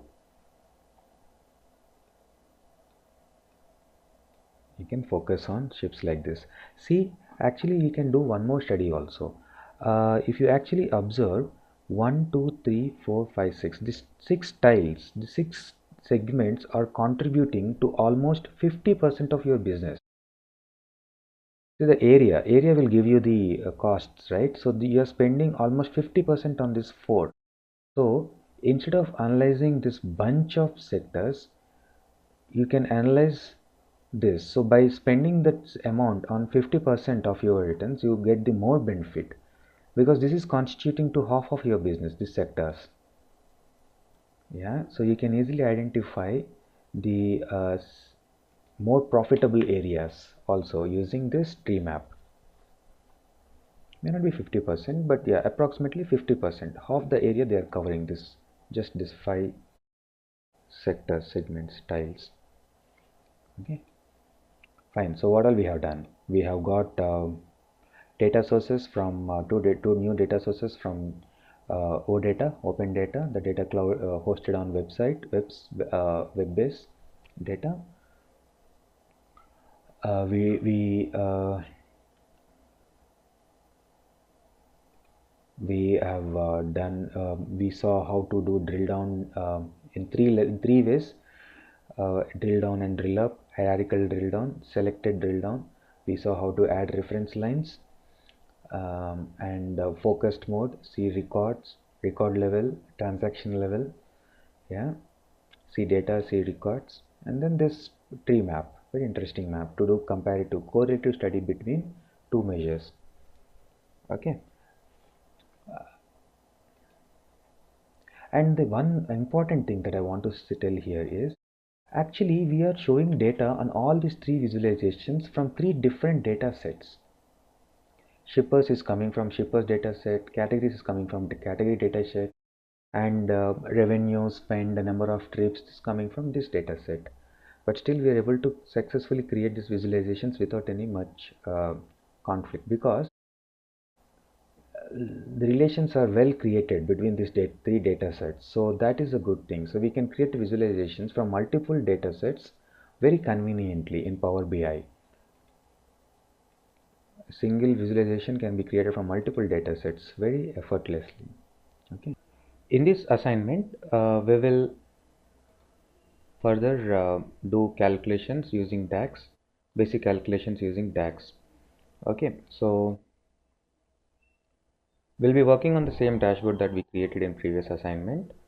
On top of that, we will compose few KPIs and put some trends. So this is a dashboard that we developed, so we'll be using this from previous assignment. Let's create some calculations using DAX functions on this.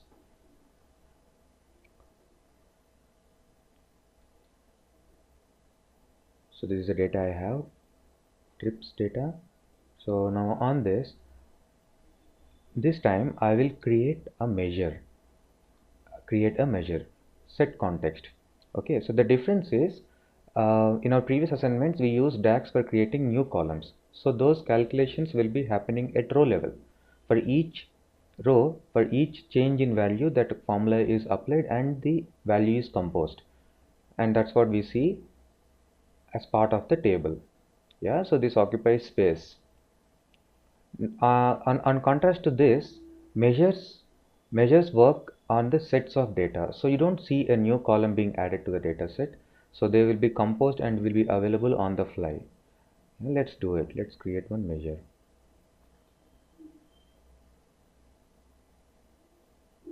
So I'll be creating a measure to bring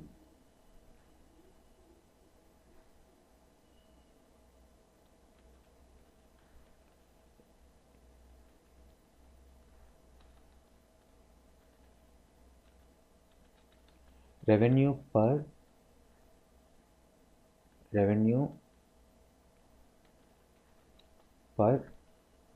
load. So how much revenue is being generated per load. So for this, what I have to do, I have to take the sum of, see, as I type the formula, so it has IntelliSense to show all relevant formulas in the drop down. So you can pick a formula from them, and then there is help IntelliSense. So that will tell you what it takes actually for the formula column name. Okay, it expects a column name here, and now when you type the column name, it has again IntelliSense to pick up the columns that are relevant to this text you are typing here. Yeah, so I typed revenue RE, so now you can see that there. It's very advanced formula bar that we got here. So sum of revenue divided by count of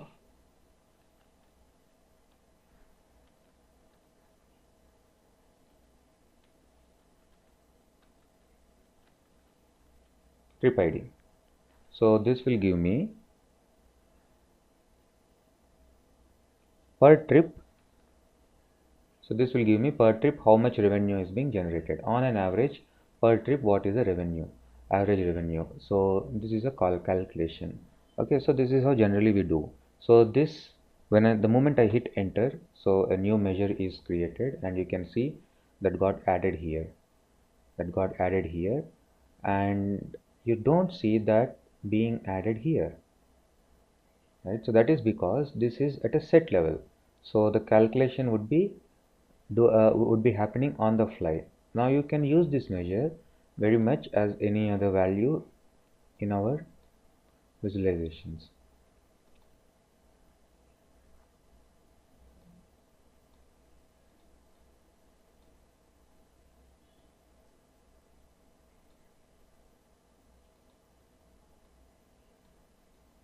Just doing this arrangement, little rearranging this visualizations. Okay, so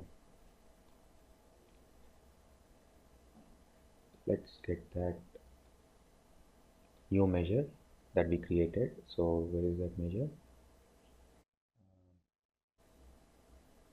Revenue per load. It's added as a data card. Now let's shift this to a KPI.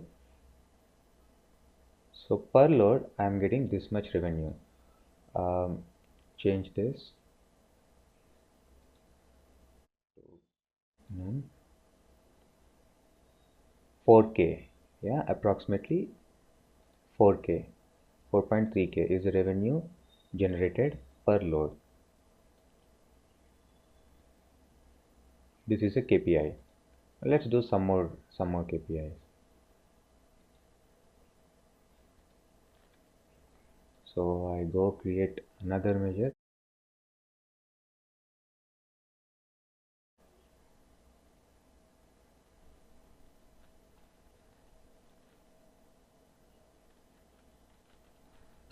Revenue per mile. What is the revenue generated per mile? So here again, sum of total revenue So instead of using divide operator, it's always better to use divide function. So we already used divide operator, we saw that how it works, right? So we have good advantages by using divide function over divide operator. The biggest advantage is if it encounters divide by 0.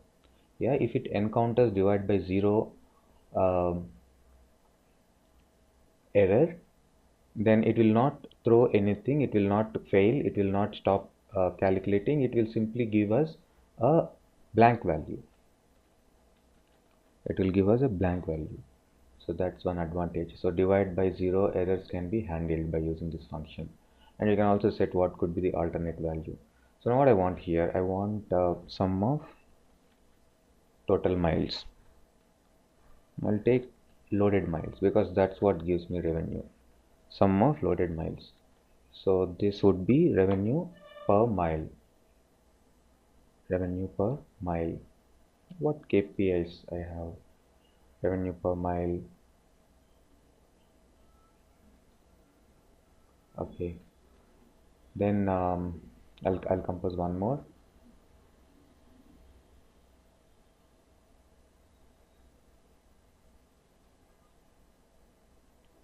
Variance in loaded miles and total miles.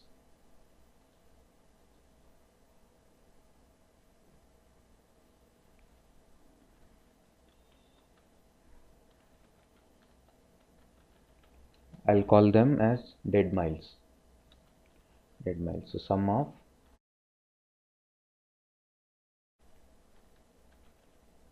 total miles minus sum of loaded miles. Okay, so now I got some measures here. Let's go and put them here. So just copy this, paste,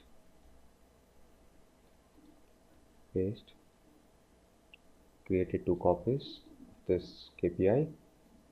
It's a card actually, it's a data card. So as you can see, this is a card. So the second one, so the first one is showing revenue per load.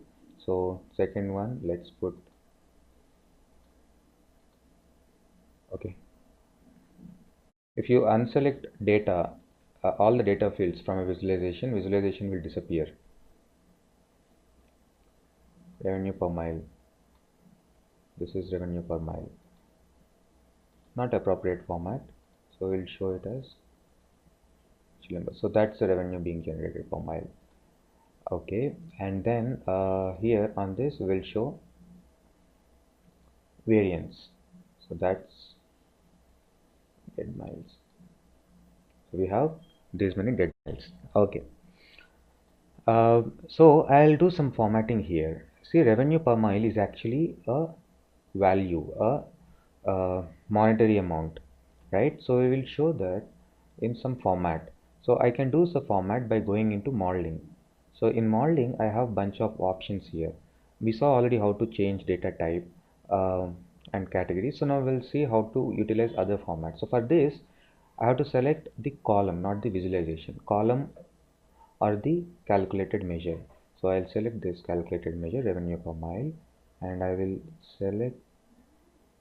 set this as a dollar. So you can see now a dollar icon will appear, making that it is a numeric amount. Yeah, it is a very much numeric amount, revenue per mile. So same is the case with this column. So I can change the format and set to currency, and currency would be US dollar. Right? Okay, so we can do formatting stuff like that. We can set that as percentage. Yeah, so now we can actually do that as percentage. Now this, so this is dead miles. So I want to see actually the percentage of dead miles. Percentage of dead miles over loaded miles. How much percentage of dead miles I have over total miles actually. Yeah, so we will do division of divide because that number is actually not in a very readable form. So I can't figure out whether it is high, low, okay. So I can't make that kind of study there. So if I have to do proper analysis, yeah, bring it in proper readable format, then better show it as a percentage. So when I divide this difference by total miles, and I divide this difference with total miles, yeah, so dead miles would come up as a fraction, as a percentage. Let's go back and see. Yeah, so this would be now a percentage. Change the format back to a number. Don't apply any special formats. Okay, and now this is not in a percentage. So we'll go change the model, select the column dead miles, and change it to percentage. Okay, so that's so 37%. So on overall loaded miles, so 37% is the dead miles percentage. Little high, yeah, it should be always 10 or 15%. It's more than 1/4. So need to be taken, special care need to be taken here. Okay, so this is one analysis that I can make here. Okay, let's go and see this by all this information by um, a shipper. I have different shippers, right? I have outsourced, I have different shippers. So I'll switch this to a filter. So I can set up a filter like this. I showed you already. So in our previous classes, setting up filters. Okay, so we have filters here. So we can select the required what we want to see. So if we see United Package, so it's not, there's no much variance. So dead miles are same, almost same for most of the vendors. Okay, so you can see the revenue is changed. There is a slight change in revenue, but yeah, so we can actually convert this into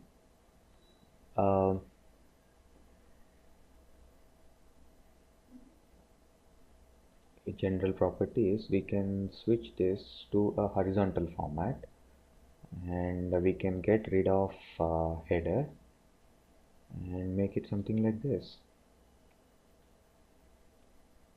So this is also a filter. Looking like a KPI, but this is a filter. So we can filter on this.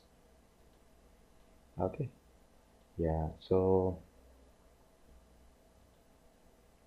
but header should be there if we want to reset it. So header is essential for resetting the selection. Okay, now there I go. I have a filter by company name. So I'll build one more KPI. So that would be the last KPI here. So what I'll do, I will calculate uh, percentage of on-time deliveries on overall deliveries. What is the percentage of on-time deliveries? Yeah, because that would give me good. That will give me good reputation. Yeah, so let's calculate that. So it would not be a simple straight expression. It will be a little complex, but don't worry, we'll understand that quickly. So I'll go and create a new measure. So here also in modeling tab also we have option to create a new measure, or we can go home and here from here also we can create a new measure, or we can right click on the table and say new measure. Okay, all three same. Okay, now when I right click there, here this measure that we added has disappeared. We'll get it back. So all these measures when I add, those are set level operations. So the formulas will be applied on the fly. So you don't need, they don't get stored. So they don't occupy physical space. So here I will write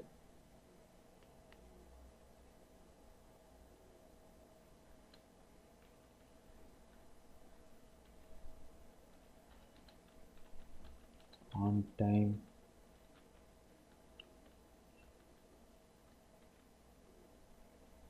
time deliveries.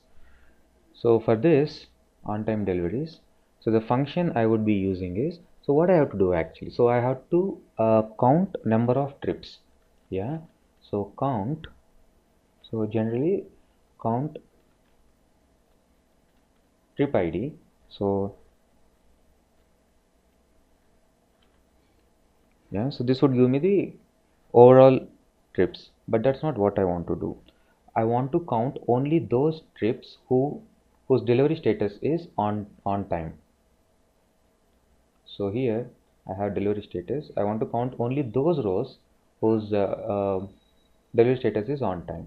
So I will convert this function to count. So what will do? This will count the numbers in a column. Now I don't want to count numbers in a column. I'll convert this to A. Count A. Count A will count the number of values in a column. So it will count by value. Yeah, and then I want count AX. I want to write an expression inside it, and based on that expression counting should happen, because I want to count only on time deliveries, right? So yeah, so I need to write an expression. So this is a function that I will use, count A, which is values X is it's an expression. There was going to be an expression inside this. Okay, so what would be that expression? So that expression is, so a filter expression. So I'll use a filter expression.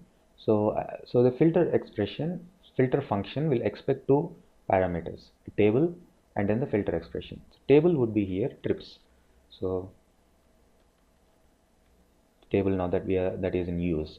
Yeah, so this table, on this table I will write a filter on delivery status, which is on time, delivery status on time. So this would be my filter expression. So filter rows in this table whose delivery status is on time. Okay, now whatever is returned from this function, based on that count the values, count A. So count values based on that expression in the first part. So this would give me count of deliveries made. Yeah, so but now I want it as in percentage. So what should I do? I should encapsulate this entire expression into divide at the end, put trips at the end, put this sum of trip ID. That's it.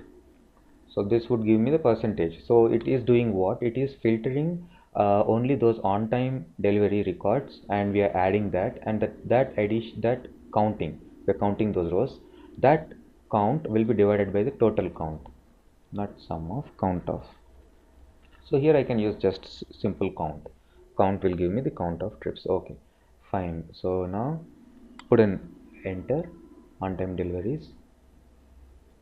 Go put a card here, not multi-card, single row card, and drag that newly composed measure onto this. Where is that newly composed measure? On time deliveries. Convert this to percentage. There we go, 72.85% of on time delivery, which is very good, yeah. Yeah, so we are almost 3/4, yeah, of our trips are in compliance. I can actually now see Speedy Express, yeah, so this is low, 75, Federal Shipping 68, low, United 73. So United has more on-time deliveries. No, not United. Say Speedy Express. As the name suggests, Speedy Express has most on-time deliveries. Yeah, so we can do KPIs like this. Now that we have calculated KPIs using measures, now we'll do some more things here. So I have I have shipping days. Yeah, so I have shipping days. So each consignment is assigned for a SLA, ETA, estimated time of arrival. In another way, if we have to term this. So here we have preset values. So I want to see by category. So I want to see number of loads that I'm categorizing based on the ETA. So one quick thing that I can do is I can get the ship days onto the canvas, and maybe I want to watch it by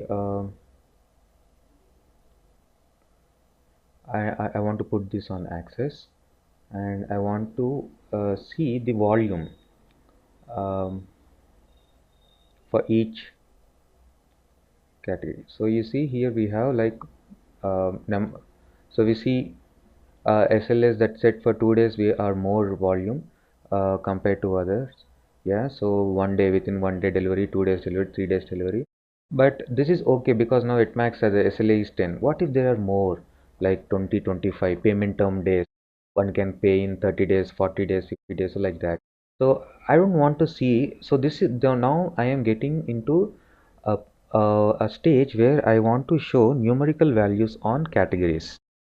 So that's what this assignment is targeting us. So how to show measures numerical values on category axis. So we have certain visualizations built around this to show how to deal with that. Uh, Before getting there, yeah, I want to show these measures as bucket because that would make more meaningful as a categories as bucketed values. So observe how I will do that, how I will bucket these values. So for that, I would need a reference table. So far we saw how to create a column, how to create a measure. Yeah, create a column, create measure. Now for the time now, we'll create a table. Let's see how we create a table. Okay, so you'll shortly understand why I am creating this table. Okay, maybe not in this way. I'll not create the table in this way. I'll create it in more easiest way. Why like this? Enter data. I can keep entering data here. If I have a data already in Excel sheet, I can simply copy and paste here. It's as simple as that.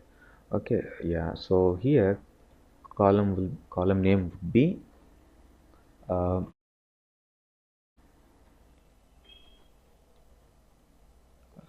days category, and next column minimum days, maximum days. Okay, now the buckets would be 1 to sorry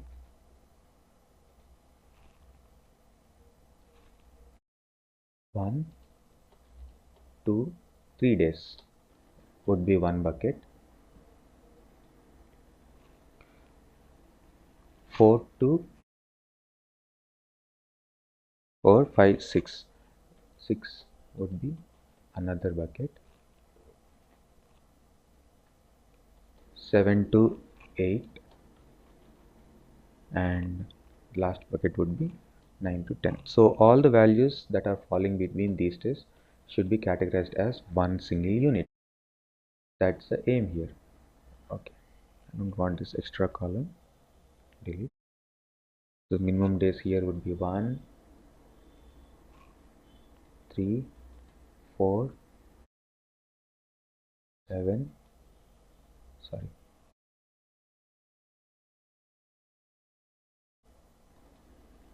7, 8, 9, and 10. There I go. I have a table now. So give it a name.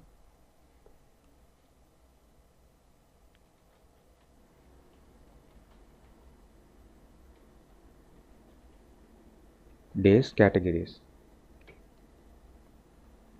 Okay, it will shortly will be added here.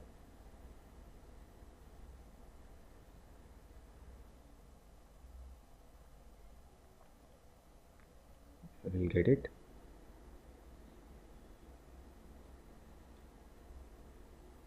Yeah, you see, now we have that here, days categories. So now this I will use to create a column in my existing data.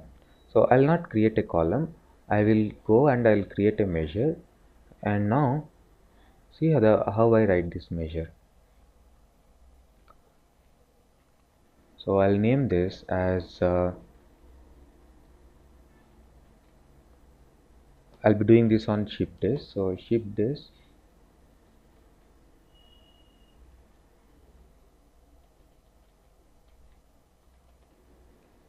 categories. So that would be,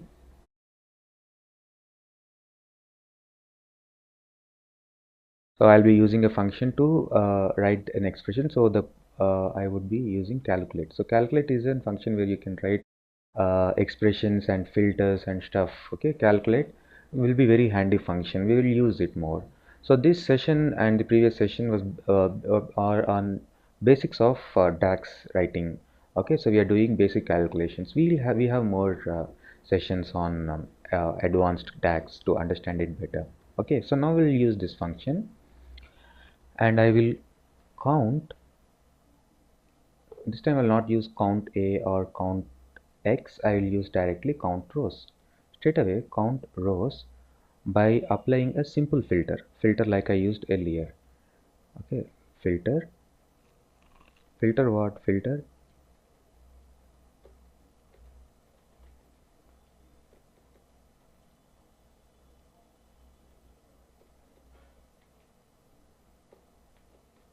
trips table, filter trips table.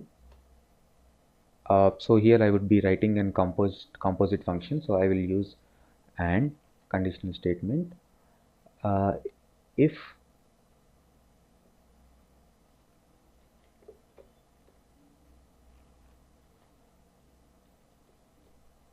I think I have put one more extra brace here.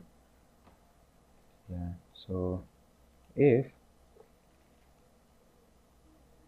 ship days, yeah, ship days are greater than equal to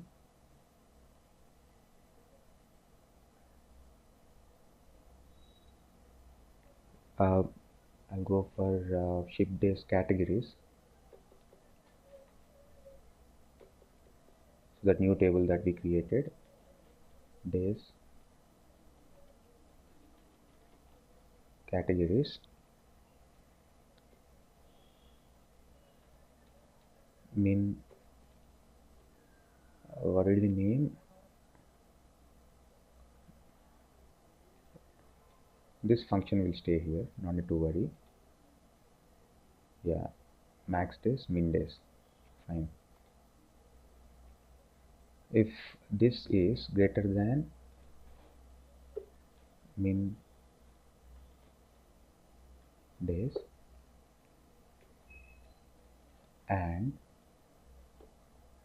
same function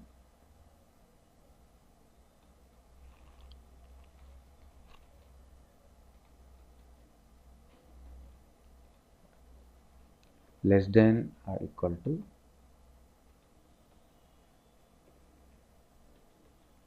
max days.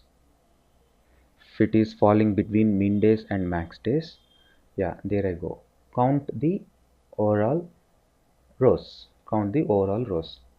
Count the rows from trips if the trip ship days are falling between these values. Okay. Now it is throwing some error. Yeah, because they should participate in some aggregation.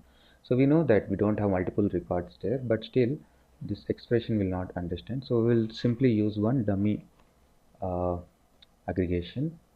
It will be applied at row level. So now that it is applied at row level, we have only one row per category. Ideally it will not do any max, but still we need that here to get rid of that warning message.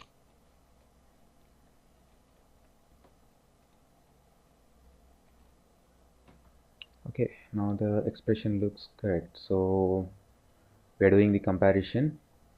ship days between min days and max days, and if it is falling, then count that trips, count those rows. Enter. There we have. So this now I will use it here. Ship days. I will not ship days. I will go and use ship days categories. Okay, ship days cat. Why I'm not able to use it here?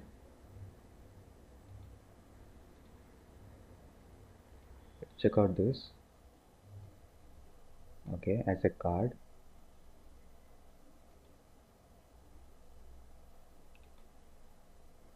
Ship days categories. Fine. So this should be combined with categories, the actual categories. Now we are actually counting only the variation between that. Unless we bring this, don't see the actual category. Okay.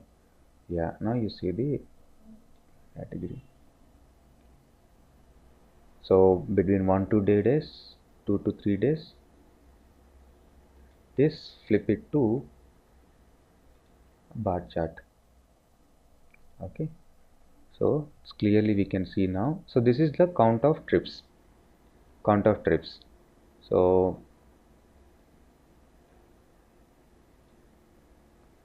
what we have done earlier, we were showing 1, 2, 3, 4 shipping days in just plain numerical values.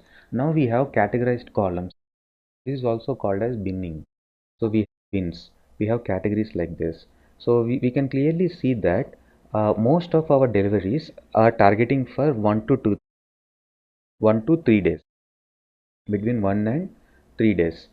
Then next is 4 to 6, and 7 to 8, 9 to 10. So these buckets are almost same. Okay, let's understand it better. So now this I will split by trip type in category access. I will put it as legend. Yeah, now you see, so this in focus mode. See, uh, this slice says that these are intercom. Intercom means within a factory, within a company.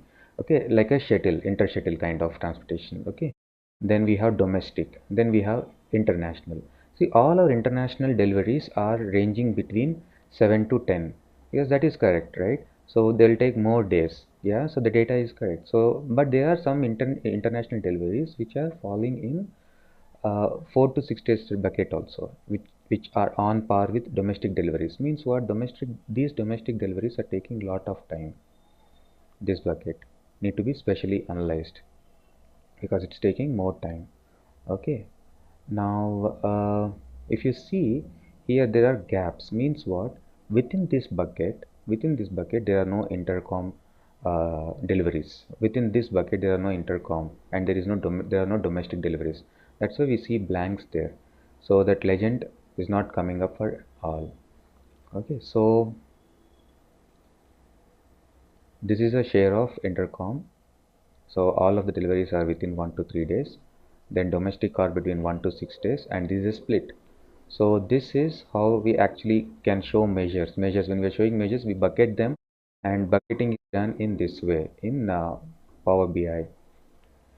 Yeah, so that's how we do bucketing in Power BI. So we have to create a reference table, and on using that reference table, we create a function. So if you see, actually in this function, it nowhere gets the categories. We are not using days categories in this function. We are only using min and max days of this table, and we are only getting the trip.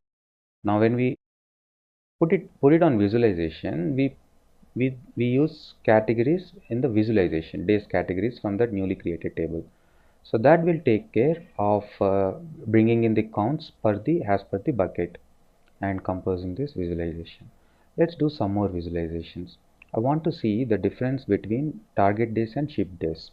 I mean actual delivery days and ship days.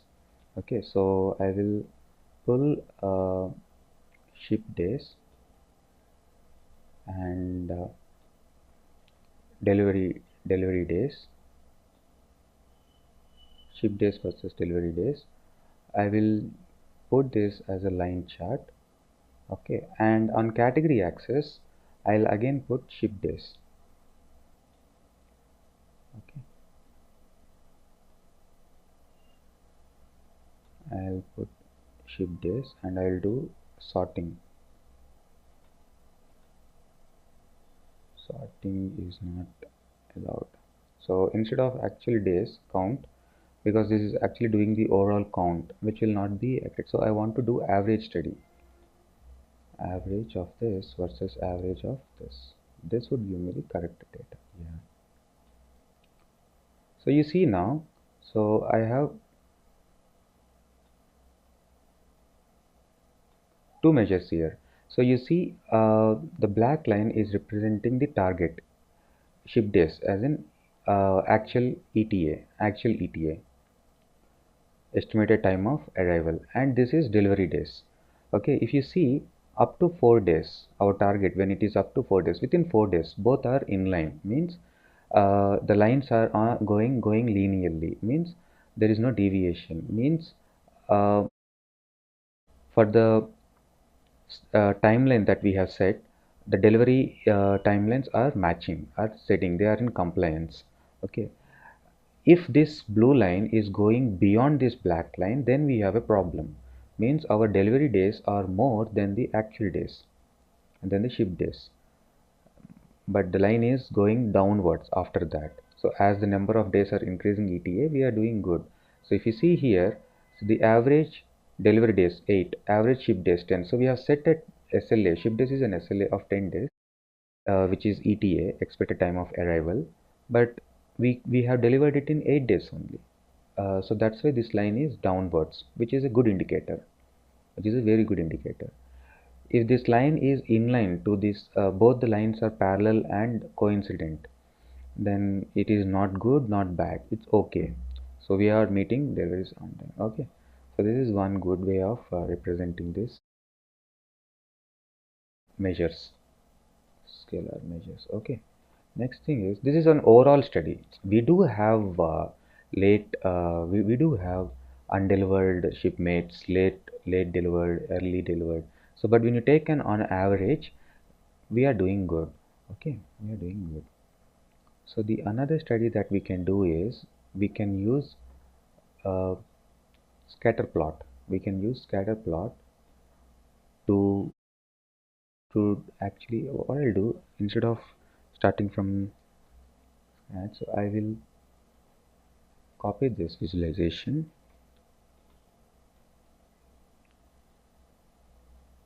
and I will switch this into a scatter plot, because I want to do that comparative study on same kind of data. Okay, okay, now this I will add one category. So in scatter plot, what happens, it will lay points for each data point. So this would be X, ship days. Instead of ship days, I will take it by destination city details, average of delivery days and average of ship days on X-axis. So this is a correlation study. I have and the volume.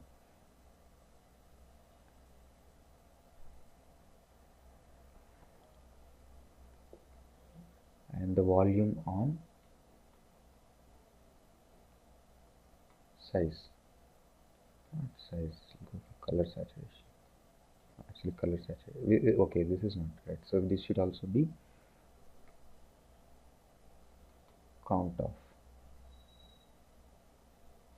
Okay, so these bubbles, so we right now we can't control the size of these bubbles. So we have average of, oh, here we should be having it as average. Okay, so there you go. So now here what it is saying is, has, you know, um, this is on delivery days, this scale is on delivery days and this scale is on ship days. As ship days are increasing, so towards the right side ship days are increasing, and towards the top delivery days are increasing. See, when ship days are increasing, yeah, and delivery days are increasing. So this quarter, you see this quarter, this is okay. This is normal because ship days are increasing and delivery days also increasing. That's why it is on top quartile. But you see this data, these data points. You observe these data points. These data points, if you observe these data points, these are doing good. These are doing really good. Why? Because these are on the extreme right side. Means what? Number of shipping days are increased. So for these points, shipping days are more. Okay, the shipping days are more, but they are not on extreme top. Means what? Delivery days are not more. Delivery days are less. So these are the cities where if you see, if you point, ship days are 4, but we have delivered it in 3 days only. Okay, so 5, actual SLA was 5, but we have delivered in 3 days. So these are the points where we are doing good. So if we study these points and understand the business models implemented on in those cities, or is it because of the local conditions, we can enhance or we can improve our business. Yeah, so we can do uh, colors formatting, show all. Yeah, we can do all this. Yeah, bubbles, we can fill,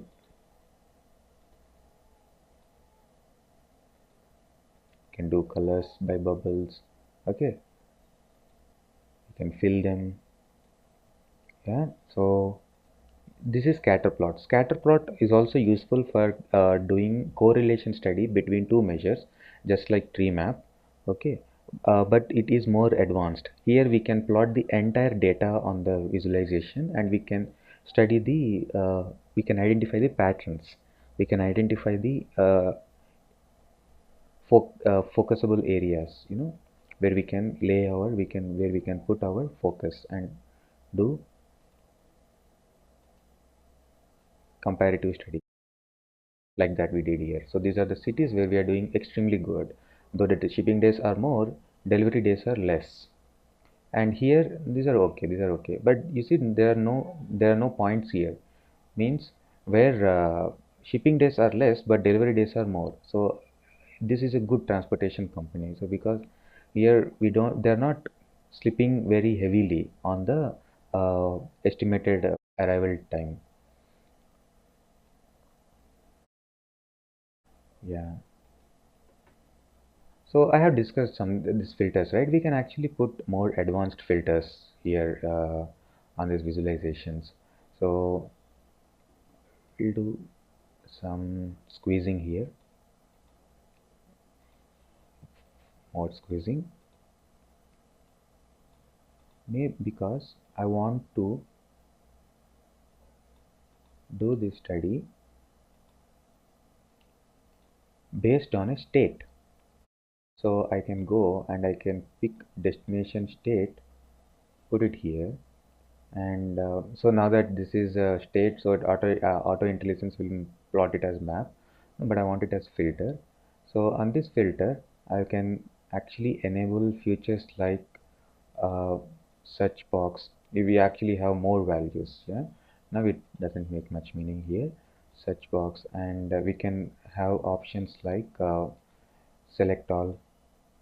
At a time you can select all states and unselect the ones that you don't want to do study on. Yeah, your data will get changed accordingly. Okay, so we can put a slicer like this, destination state slicer, somewhere in between here in the real estate. Okay, yeah, or I can move this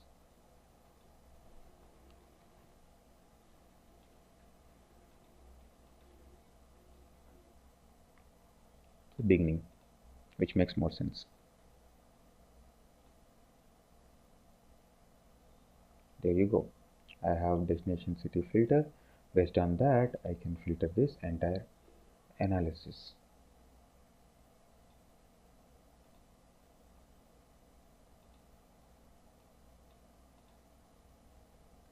Okay.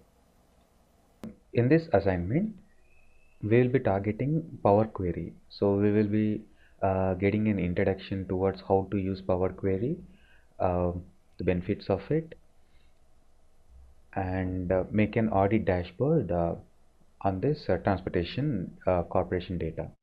Okay, so this is assignment that we'll be covering as part of this session.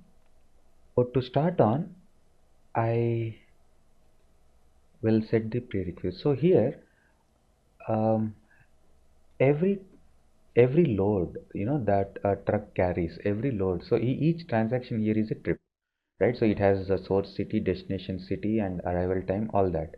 Fine. So it has also a auditing mechanism, like each trip should cover certain checkpoints. While a truck is going from destination source A to destination B, it should cover some checkpoints in this course of journey, say like 4 checkpoints, 5 checkpoints. So there would be some checkpoints where it has to get filled, fuel, and then refreshments, driver change. So there would be some compliance stuff that a truck driver should take care of. Okay, so here the data is recorded at a transaction level, I mean at a trip level. So how many checkpoints each of this trip has covered. Okay, so here we can see the data, checkpoints. Okay, how many checkpoints have been covered, but how many checkpoints were assigned for each of this trip, each of this trip ID. Say like for suppose this trip, okay, this trip for this customer from this source to this destination. So how many checkpoints were assigned? Okay, now it says that we are 10 checkpoints were covered, but were there 10 checkpoints? Did it cover all the checkpoints assigned to that or not? For that, we have to get data from a online system. So now we will connect to a RDBMS data source. This is the time we will now connect to an RDBMS data source. So for that, I'll be getting data from SQL server hosted on cloud, which is Azure. Okay, so I'll pull data from Azure service. So because that recording happens online, so to their centralized system. So when a truck passes through a checkpoint, that information will be sent to that centralized system. So that is being recorded on Azure. So Azure is nothing but SQL server on cloud. Okay. So I will quickly first log into my, I have set up that. So this is as good as connecting to a SQL server database or an Oracle database.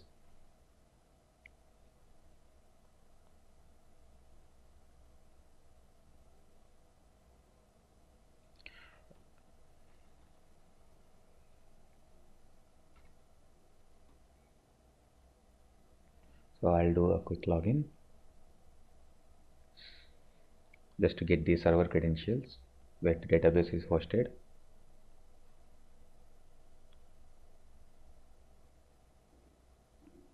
One can easily set up Azure portal access. It's no big deal. So it's free. They'll give some credit for some time. Okay, so you can try out. You can set up a database. See, that is a free credit that I have, which is showing here. Okay, so I'm utilizing that. I'm on free trial now on this. So this is a database that has been set up. Okay, so that the one you saw earlier was a dashboard. See, this is a server name. So all I need is this server name. Okay, then I can access the database. So this is a database, Lands Transport Corp. So this is a database name. It got that centralized system tracking data of checkpoints. Okay, so I'll select Azure, click on Azure SQL database, connect. So I have to give server name here, the one just I copied. Okay, so this is a server name which is on Azure. Okay, so here now when you get data from Azure service, you have two options. Either you can directly import the data into your system, or you can run it as direct query. So these options will be there only for non-files data. So for files, always it is import. If you are getting data from a non-file, then yeah, so you have that option of directly linking it. So nothing will be stored in the analysis file. So it will have only reference points. as in then the analysis gets loaded or refreshed, so data will be brought from the live system. So that is direct query.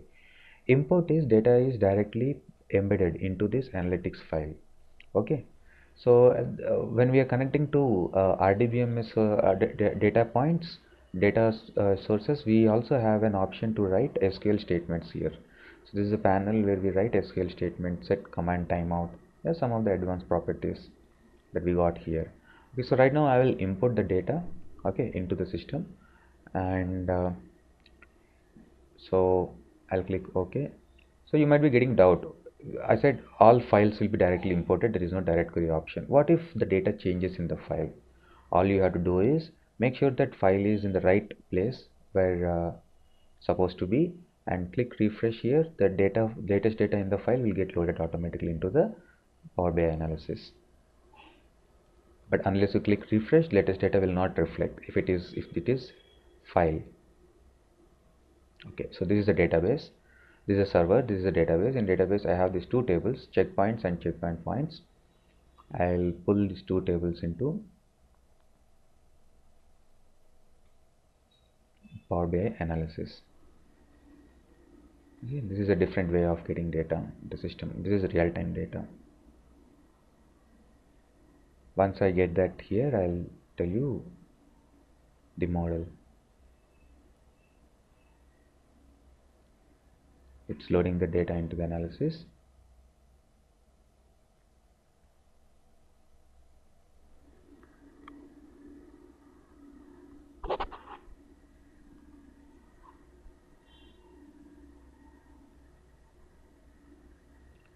Okay, so here we go.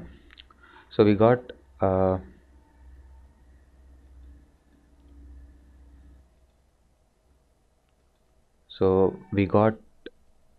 checkpoints. So checkpoints are, you know, the actual designated halts. Suppose vehicle supposed to stop there. So these checkpoints have there's some names and then the IDs, then the flags like information like they have fuel station, they have refreshments, it's an interchange point, they have warehouse, the service center, and it's active, the checkpoint is active at the moment or not. So this is checkpoint information. Then we have a many to many mapping relation table, checkpoint trips. So these are two tables that we got from Azure database. So this will map trip ID to checkpoint ID. This is many to many. A trip will have multiple checkpoints. Multiple trips can pass through a checkpoint. Okay, so this is a relation how it is created this table. So it will do the mapping. It will see the trip ID and it will check whether if the trip has crossed the checkpoint, it will make an entry into this table. Okay. So now we'll go to relations. We'll understand the relations here. We'll spend some time in understanding these relations.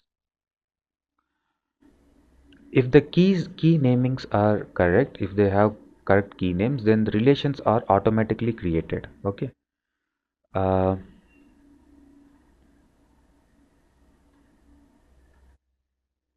if you can see here, so these two tables, categories and shippers, that we got from open data. Yeah, Northwind open data. So these two tables we got from Azure. So you can see these are the checkpoints, and these checkpoints are linked to our actual data with this many to many link table.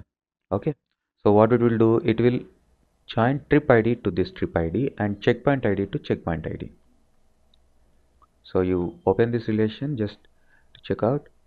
You see here checkpoint trip ID is mapped to trip ID in trips, and here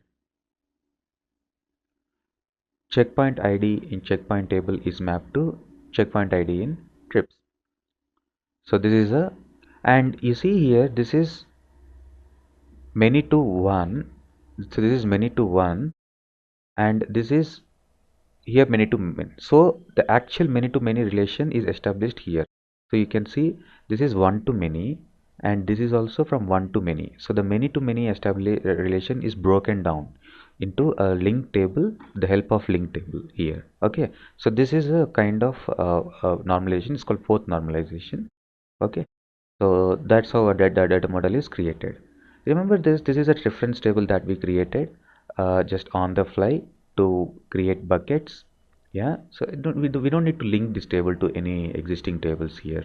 Okay. Uh, so now we have this. So another important thing that I want to mention here is, so when you mark a table as cross filter direction as both, when you set this feature that cross filter direction can apply to both. Okay, it means that if you filter by checkpoints, if you want to see per checkpoint how many trips have been covered, yes, you can see per checkpoint how many trips were covered, you can see.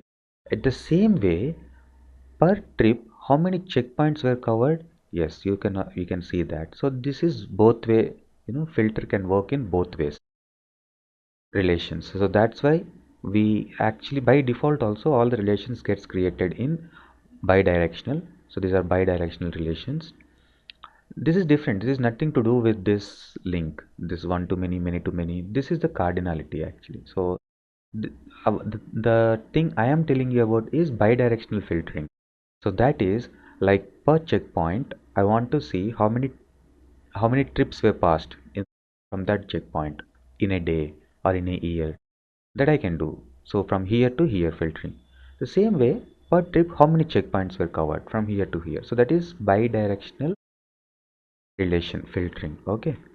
So that is possible with Power BI. You can click manage relations and view all the relations at a time, whatever the relations are there. Okay.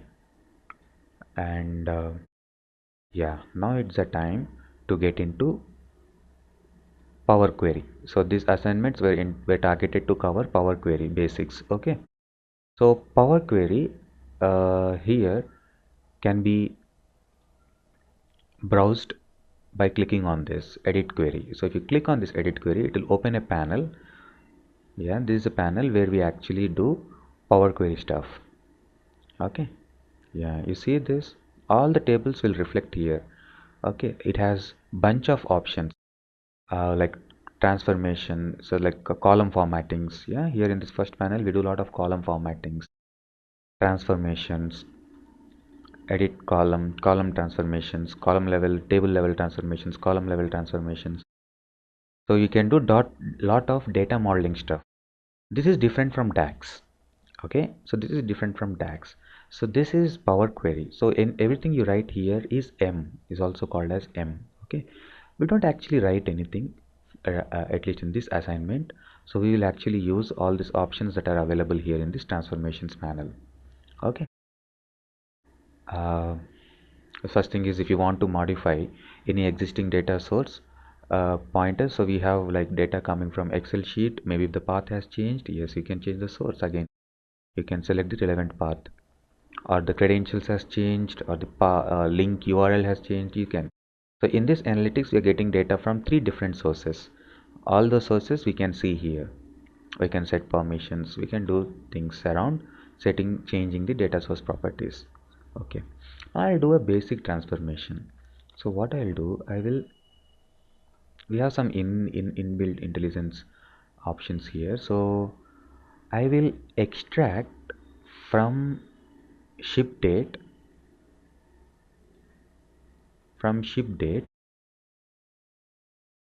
I'll go to transformations, and in date transformations I'll take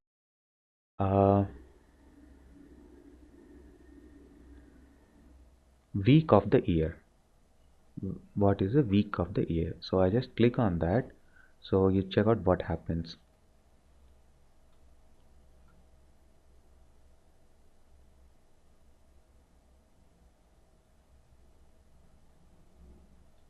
So ship date now is created as week of the year.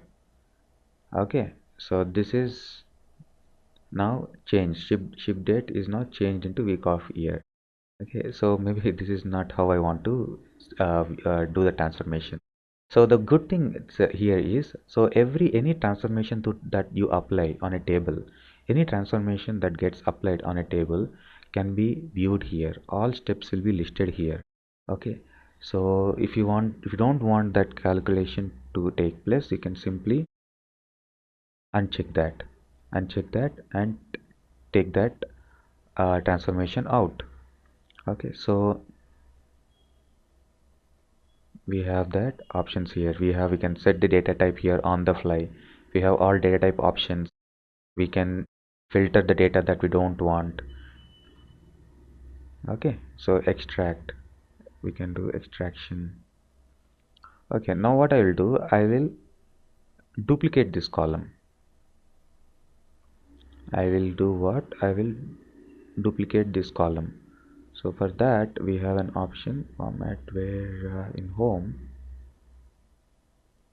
keep row split. Yeah, so this is copy of ship date, and this copy I will only show week of year.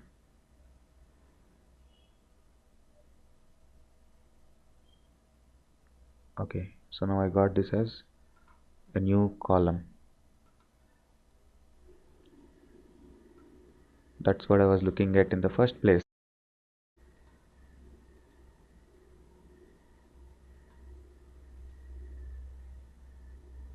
Yeah, you see, it gets added as a new column, week of the year. So we need to go to add column panel. We need to go to add column panel, not here. In the transformations, it will do transformation of the existing column. Yeah, that's not how I wanted to show. Yeah, so that's one way of doing it. We don't want to show the column the current format. We want to flip it altogether to a new format. We can do this. Now here I added as a column, so I extracted. So this is not DAX. Okay, remember, this is not DAX. So this is like, you can see here, transformations, go home and choose advanced editor. So it will just show you. So this is the Power Query language here. So you can see here, so this is add column week of year. It is extracting and adding as a column. Okay, so that is a step again that we see here. We will simply name it as shipping week. Okay, shipping week. And on in addition to that, see, just like number on when you represent it on a visualization will not make much sense. So what I will do, I will do a little transformations, further transformations. What I will do, I will format add prefix.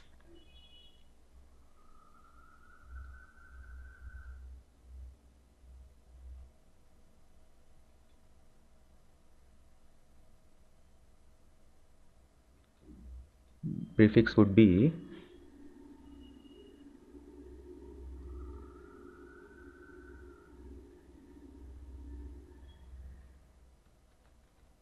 week. Okay, yeah, this looks neat. Now save this. So we will cover more these transformations more. For now, I just wanted to show the overall view how it looks. We got transformations. We can directly apply on the tables. We can add columns with functions. So all the steps that we do will be listed here. At any point in time, we don't want certain steps, we can remove them. And once we are done with this Power Query thing, we need to click this close and apply.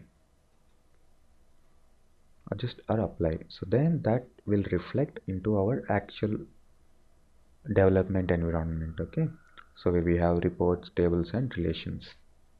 We just came out of query window now, Power Query window.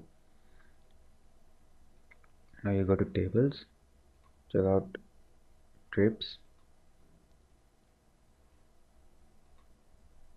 on trips we should find this. So if you click on this column, you don't actually see any formula here. You click on this, you will see a formula here, because this column is created by DAX. So this is a DAX formula. But if you click on this, it's nothing you see here because this is created by Power Query. Okay. We can do much advanced things with Power Query. We'll discuss that. Okay. Now let's build a new dashboard. Call it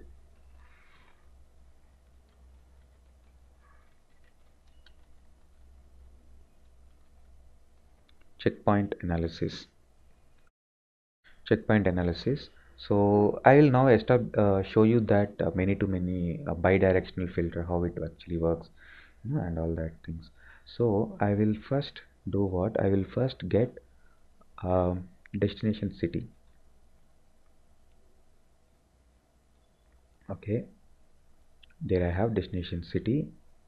I will change it to a side by side stack bar. On this I will show first how many checkpoints each trip has crossed. So checkpoints, yeah. So yeah, the aggregated number of trips were crossing these checkpoints in these cities, these cities. Now I want to compare. I want to do a comparative study, like how many were actually intended to be covered. So what I'll do, I'll go to that table where we had many to many relations, so checkpoint IDs.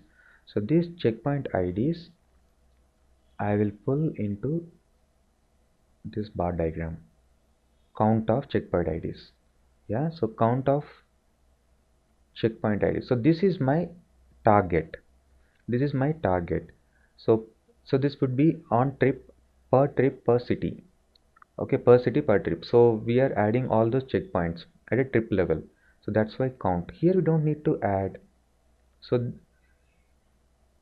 at a trip level, okay, because at a trip level this is already added and we are seeing the data. So at a trip level we have this information, like this trip ID has covered 7 checkpoints.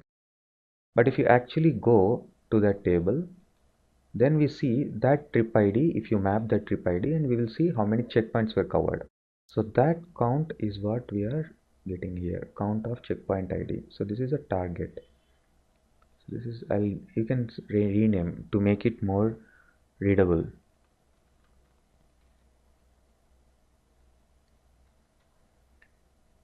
Target checkpoint ID. So these are the targets that need to be covered. Yeah. Okay. So this is actual checkpoints that are covered and count of targeted checkpoints. So this is a variation. So you can see here, mostly most of the states that is meeting. Okay. So but here if you see, in some states target checkpoints are more than the actual covered, and in some states more checkpoints were covered than they assigned, so more delay in the delivery. So these are the states where trucks are heavily getting broken or halted or stopped. That's why they are covering more checkpoints than the intended actual. Here this is a perfect. In this destination city, all the vehicles going towards this destination city are perfectly adhering to the compliance of the checkpoints. Okay, so that like that we can do comparative study of this is a kind of auditing dashboard. Okay, now we will do a actual view. Here we will see the transactional view. So for that I will pull a table visualization, and in the table visualization I will select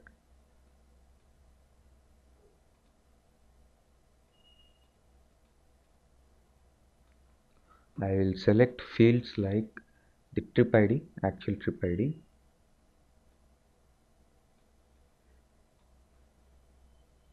Just click select on that trip ID.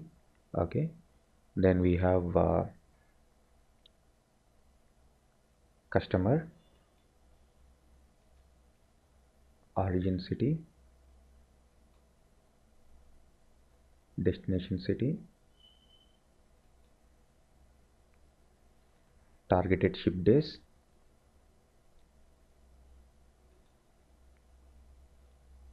trip type, and some more fields from other tables like shipper,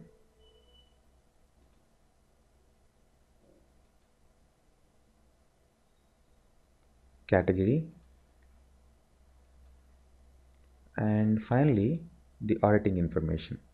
So how many checkpoints this trip has covered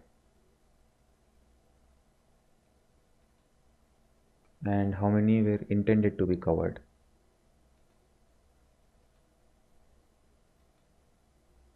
Sorry, not this.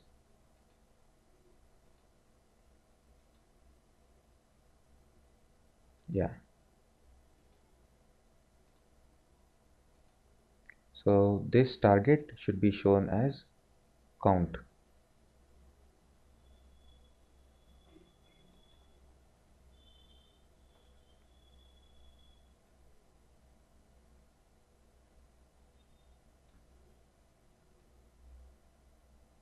Okay, there you go. So we have this detailed visualization. See, it has an intelligence to put up total line for numeric columns. Okay guys, a quick info. If you want to do an end-to-end certification on Power BI, Intellipaat provides a complete training on Power BI with certification, and those details are available in the description. Now let us continue with the session. Here it doesn't make much sense. So what I'll do, I can take that out. General, we can take out totals bar. Okay, now we can see in detail this data. We click on particular destination city. The data related to all the destination city will be visible here. A single click, ascending, descending, sorting. You can do sorting also on this data. Okay, so this is a detailed view. We can put details views like this with table visualization, but the thing is right now at the moment table visualizations doesn't support row level selection. You can't select a row in this table visualization. That's not possible. You can select that only on bar charts or any other visualizations. Selection within a table visualization is not possible. Only overall filters will work. Okay, I'll put one more filter. So this time I will do aggregated study, not like a transactional study. So for that I have to go for matrix. So get matrix here.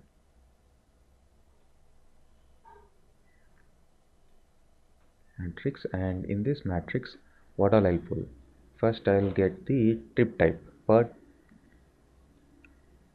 trip type we have domestic, intercom and international, and players in this each category.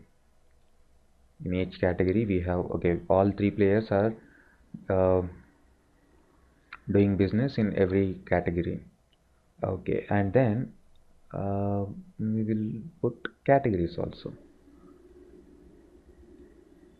Yeah, so these are the categories within each.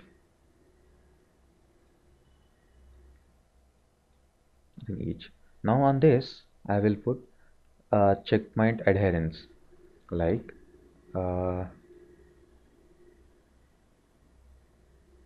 so actual checkpoints, values would be checkpoints, and then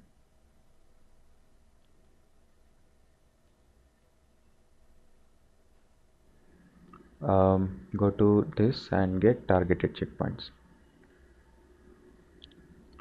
See, so we have totals, subtotals for each level. Automatically they have come up here, and we have data like this. What we can do, we can actually put this trip type in columns and can view data like this also. Per within domestic, how is the variance? Okay, let's, before doing that, do some formal arrangement of columns. Yeah, then get this into column. So this is a normal mat. Generally in Excel also we compose, right? We have some options. We have some nice formatting options that are available here. Like you can go and change the style of this matrix. For example, this I like, and we have also like this black header or just flashy rows. Yeah, this is good. Okay.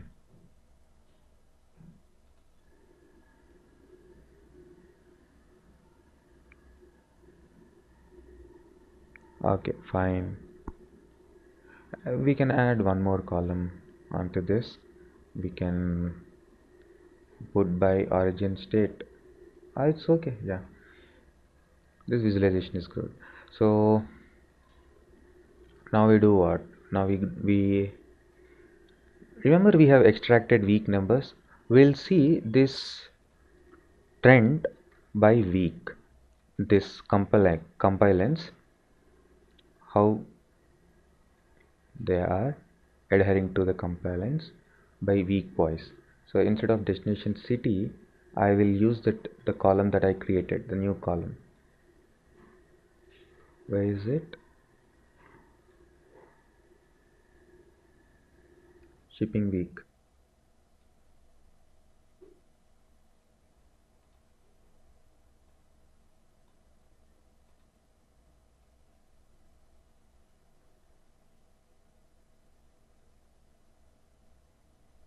Yeah, there we go.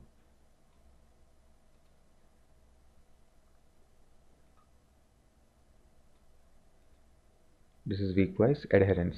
We will split this into line chart. Okay, so the adherence is good. So we see always the number of checkpoints covered are never going down below. So here in some weeks we see lot of variance. For some weeks the difference is more, so the compliance is less. Okay, and some weeks they are uh, aligning to each other, so where the compliance is good. So like that we can understand. See, one more thing I want to show in this modeling is we don't in this general modeling is, see, your weak numbers are not properly sorted. Yeah, so we want to do that sorting. So what we can do, we can select that column. See, 1, 10, 11, that's not the way, because it's a text column, right? So that's why it is doing on text based sorting. So we can do custom sorting. Select week number. Where is week number? Yeah, shipping week. And we also have week of the year, right? Do we have it, or we lost it? If we don't, we will compose it. We have shipping week. Okay, I have directly appended that. Yeah, I have directly appended that. So what I'll do, I'll create a new column. So just to pull week number. So for this I will write, uh, I'll go to Power Query. I'll not do, I can write a DAX, but that's not what I will do. I'll go to Power Query. I'll add a new column, and from ship date I will extract week number. So I did this already, but what I did, I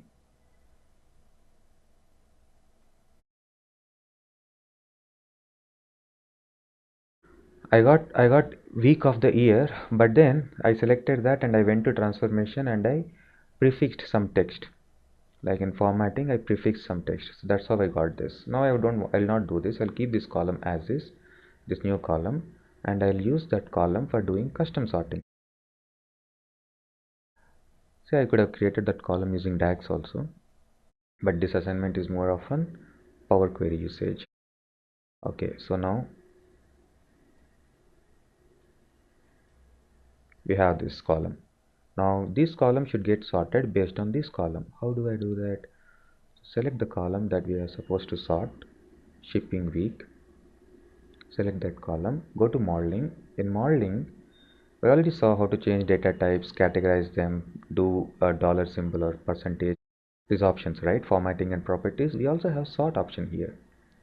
Click on this column, we can select. So this is the default sorting happening based on that column. We can change, we can select on what column the sorting should happen. So see here now, week 1 2 3 4 5 6 perfectly sorted, yeah, based on that column. This is custom sorting. For this you don't need to go to Power Query. Here that we have it in data modeling. Data modeling, along with adding column or measure, we can do custom sorting also. We have explored all these features in modeling. Okay, we can add new page from here also. Instead of clicking tab, we can add new page here or duplicate existing page. Instead of clicking on visualization, we can click here and add a new visualization and later select what kind of visualization it should be. Yeah, we can add text box images like we do in PowerPoint or Word.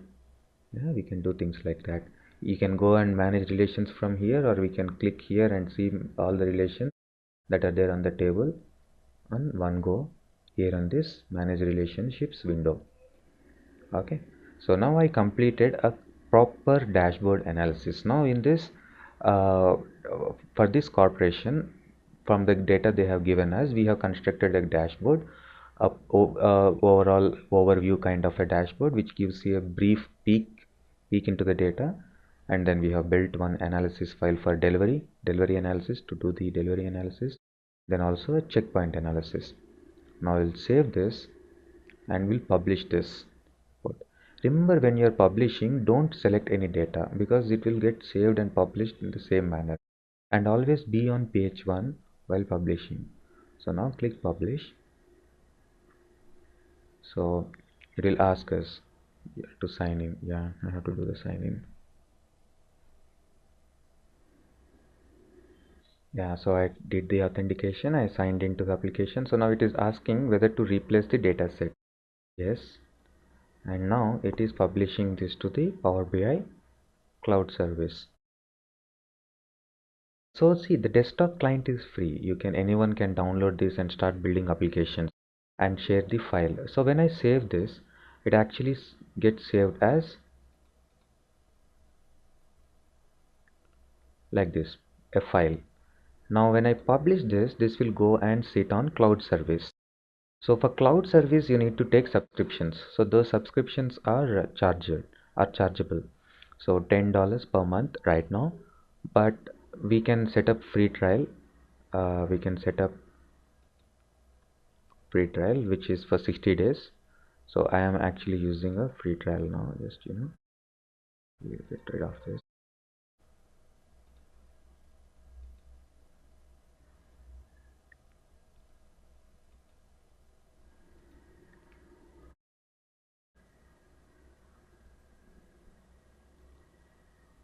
So it's going for second authentication.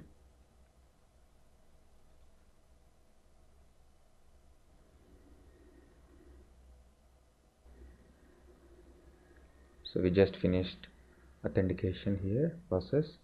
So now that DXP, the local DXP, will be published onto this cloud service. Okay, so now we can see all those three panels here, all those three dashboards here. From here I can specifically pin visualizations onto the dashboard. So remember, we already created dashboard in our first assignment, Lance Corp dashboard. Yeah, we already pinned some visualizations there from our first dashboard. Now we're pinning from our second and third dashboards. Okay, and this trend line, pin this trend line also. Okay, now you go and check out that dashboard. You see more visualizations now here on this panel.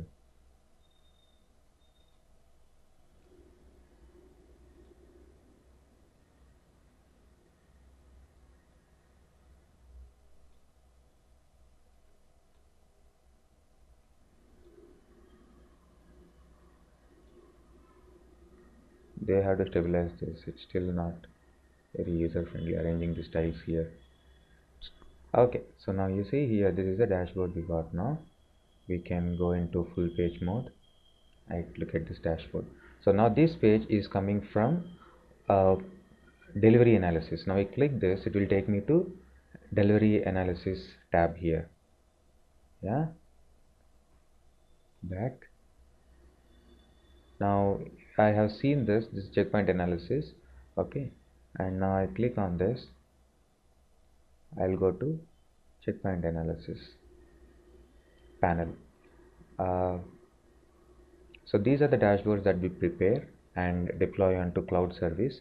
Anybody access to this cloud account can analysis files. We can share them. We can share the dashboards. We can share, and we can also publish. We can embed the copy and we can publish. So we'll start our next assignment 5. So in this assignment we will cover data transformations, more data transformations using Power Query. Okay, and we will be utilizing a new data set for this assignment, which is state university admissions. So I'll give you a little walkthrough of this data. I'll give a brief overview of what this data is.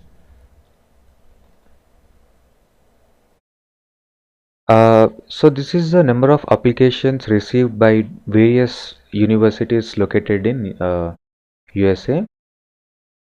So we have data like the institution ID, institution name, school name, and the university it's affiliated to, number of applications received, I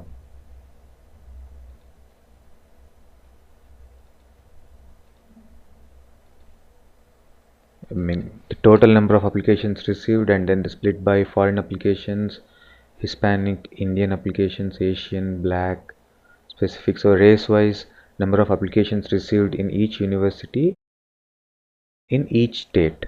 Okay, so this is a main data set, university applications, and then we have a data set which will give us the information like how many universities are there in each state universities, and how much fund they are receiving, state fund, and how much trust, so the accumulated fund they have with them, okay, per state.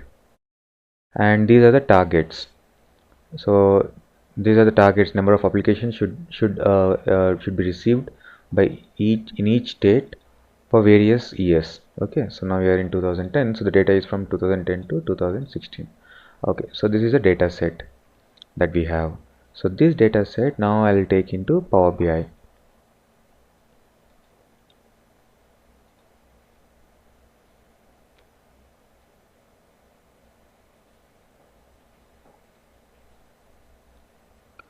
Okay, so this will create another instance of Power BI desktop.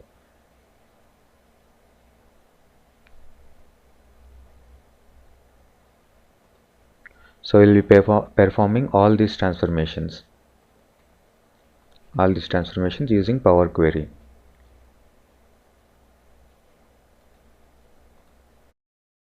I'll close this.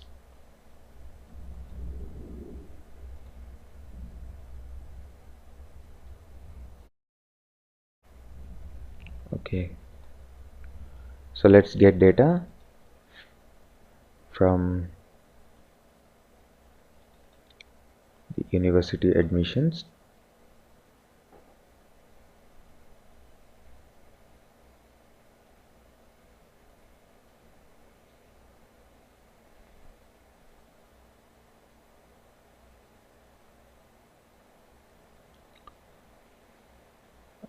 Oh, there is a problem here. Okay, so actually what happens when you're trying to access files which are prior to 2007 release, so which has XLS extension, yeah, so we need to have special drivers for that. Yeah, there I go. So now I got 32-bit access drivers, so I'll install them. So actually Power BI also comes in two versions, 64-bit and 32-bit. Based on the operating system we will install the 32-bit or 62-bit. So here see, this is Power BI desktop 64-bit and this is 32-bit. Okay, I'm putting the access drivers.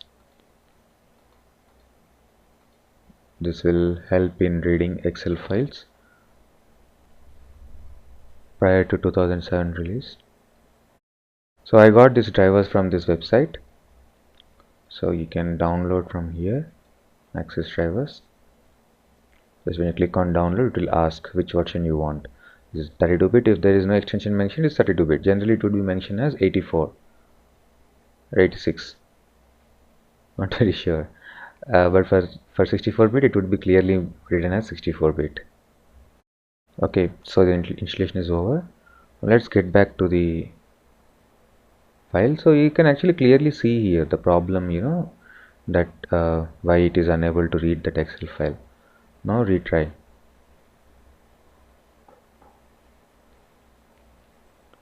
I will get the data. So let's get all three sheets into Power BI desktop. Set tick load. No need to set preview now because we know already what data we are pulling in.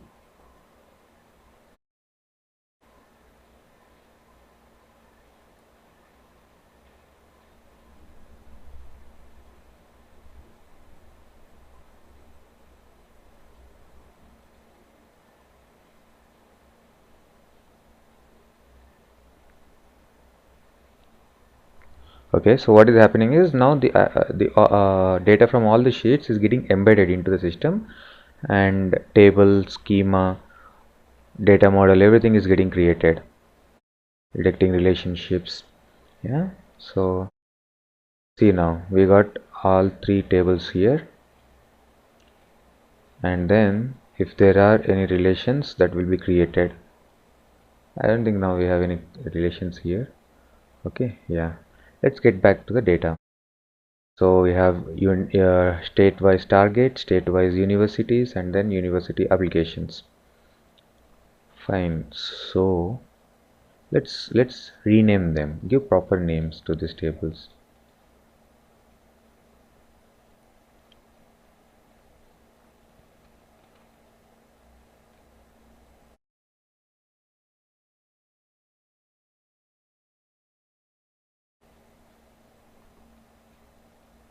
State targets.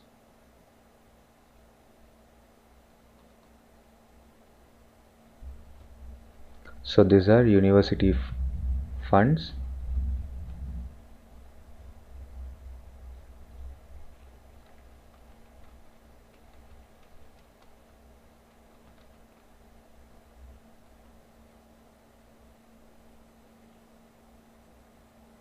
University funds, and then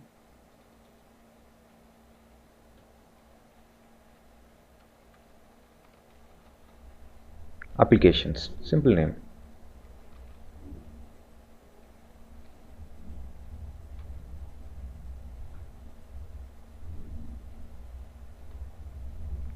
Okay, so we got applications, we then got targets state-wise, and then we got funds universities-wise. I think even this data is at university level, state level, state targets and state funds.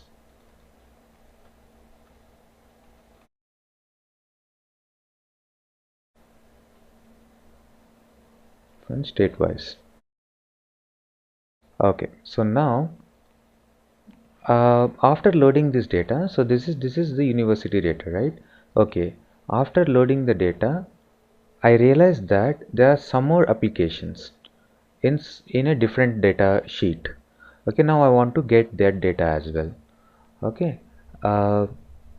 like so here we have university admissions data, right? So actually if you see, there is another file which got charter as in these are state universities but ran by private organizations. They are under private management, but they get funds from the state. Okay, so here, so they are more accountable. The accountability will be high in such institutions. Fine. So now I have data here. So these are the applications received by charter universities. So I want to take this data into Power BI. So go Excel,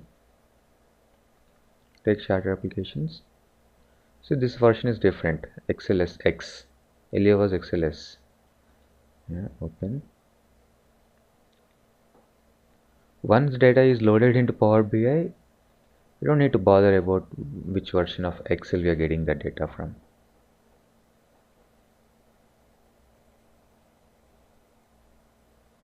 Okay, now this is a table we got here.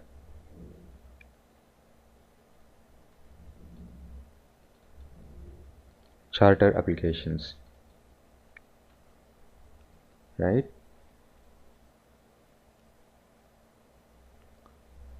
Yeah, so now I don't want to have two data sets separately because both contain same data, same number of columns. Sorry, not same data, same metadata, same number of columns, column formats, everything. Just that we have different data sets. Now I want to append this data set to this. I want to make this as part of this. So what I have to do is get into Power Query, Query Editor.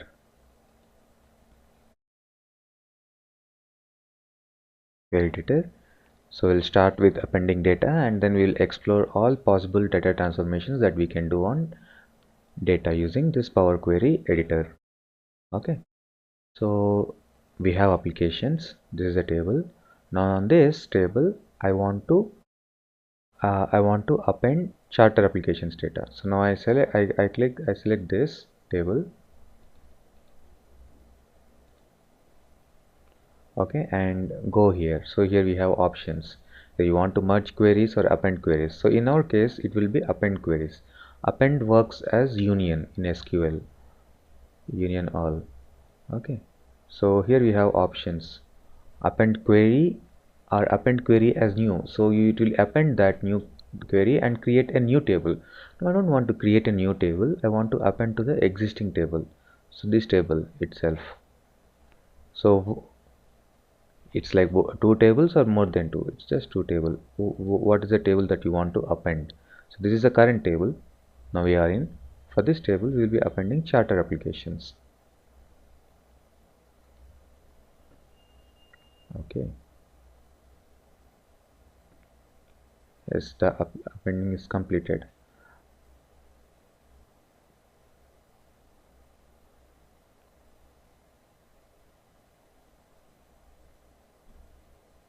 Close and apply. We'll just verify that. Open this actual admissions file.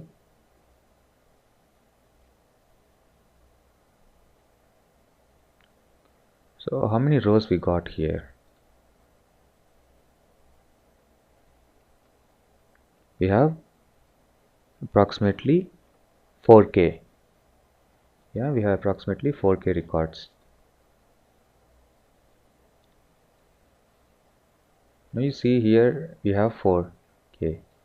Data didn't get reflect. Okay, actually we have to do refresh from the model. Yeah, so the refresh has finished. So now you can see now the total has increased. It's now reflecting 5000. So earlier it was 4K, now we have 5K records, so 5K applications. So that additional applications, charter applications, have been appended to this original set. Yeah, now that we have appended data here, can we delete this? No, we don't need this, right? We can delete this. Can we do that? Try. It will throw an error saying that this cannot be deleted because it is being referenced in another application, in another query applications. Yeah, so actually that is a virtual join, I mean virtual appending. So there is no actual data integration into this table. It still have data on this table, but it has created a bridge. So we need to have this table, but any expression that we write, any function that we write on applications will reflect on both the sets. We'll treat as one single set in applications. Okay, the main table. So we have the entire set of records here in this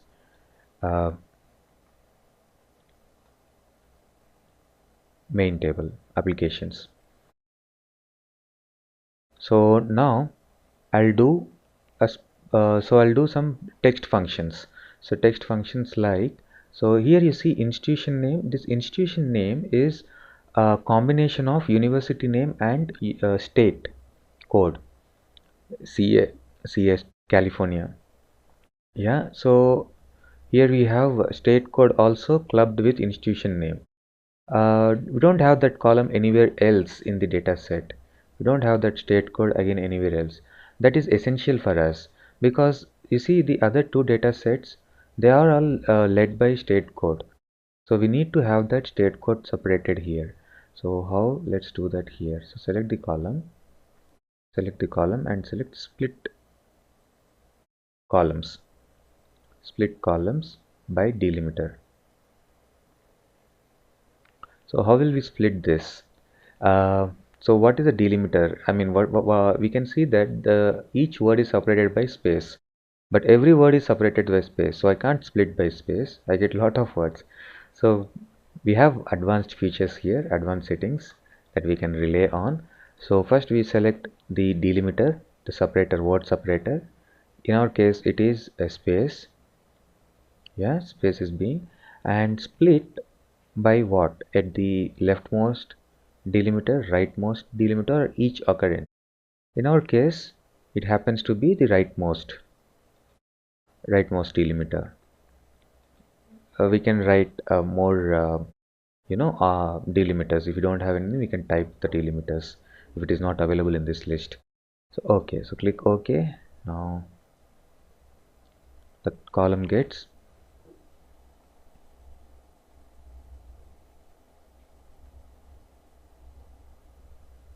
splitted. Yeah, we have a new column now. Let's rename these columns. Leave this as institution name, and this one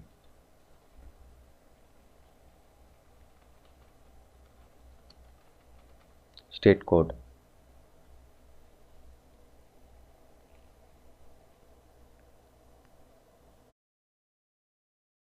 And so this is one of the basic text operations that I have done. So we can do more text operations, like we go and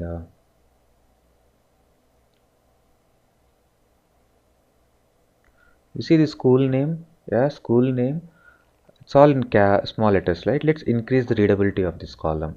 Select this. There are more transformations. In transformations, format, capitalize each word. I like this option. So capitalize each word. See, now it will get camel notation.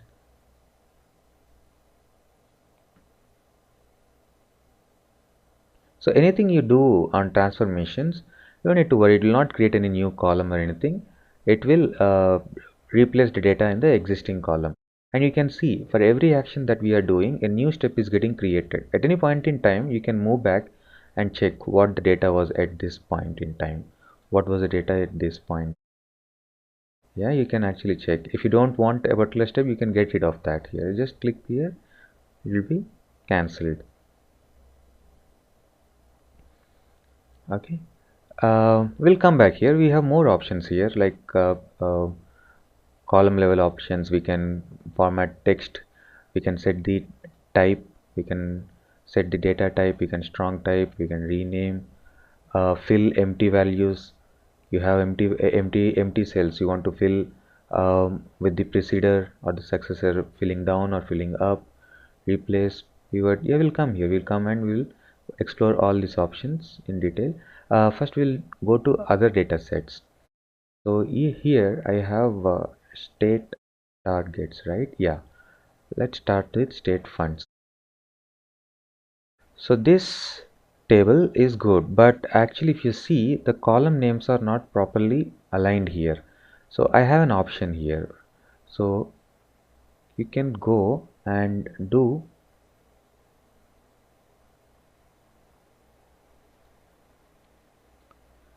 use first row as header. Use first row as header, or use headers as first row. So we got this option. So I'll select this use first row as headers. So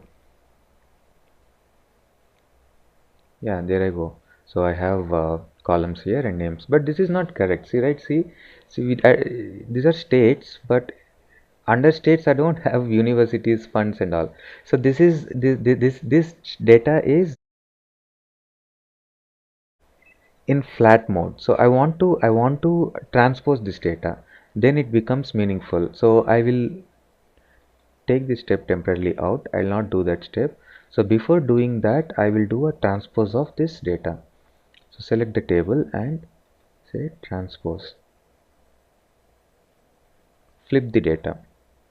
Now it is more readable and more convenient. We can easily do the reporting. We can establish a join between our applications and this table using state code, and we can retrieve state-wise number of universities and the funds they got.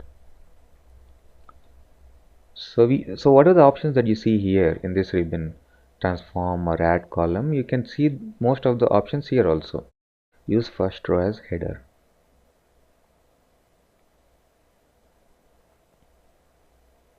Okay, so this is a valid, proper data table.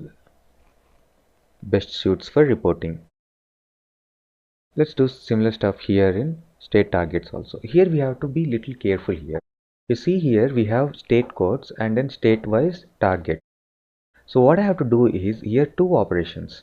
See, the first thing is I have to do a pivot of this data. But before doing that, I have to transpose this data, because I want to do pivot year wise.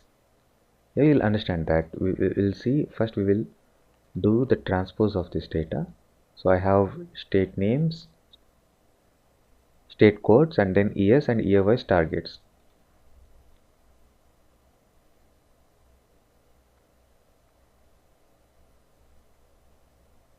Okay, where did state code go? Okay, so state code will disappear when you do transpose on this kind of data. So before doing transpose, we actually have to take this out.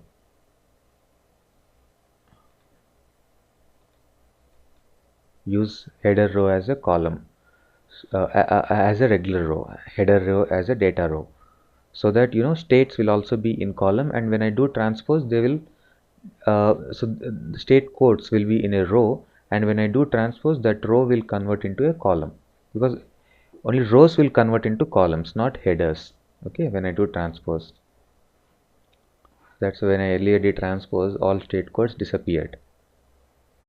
I want to have them. Yeah, so we have state code and year wise targets.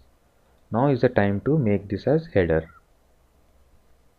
See why I did transpose. I did transpose because I wanted years here, not state codes. I wanted years. Now I'll go and select all the years. I'll go and select all the years and then do unpivot. You can do unpivot of selected columns, or you can do unpivot of columns that are not selected. So I'll click this. So this all gets unpivot. Now it is a tower. Now it is easy to use. We have state code and year wise targets, but I don't want previous year's targets, because I don't need to show them anymore on my dashboard. So I have data only for current year. So let's filter this set. So when I filter this set, the underlying data will also get filtered.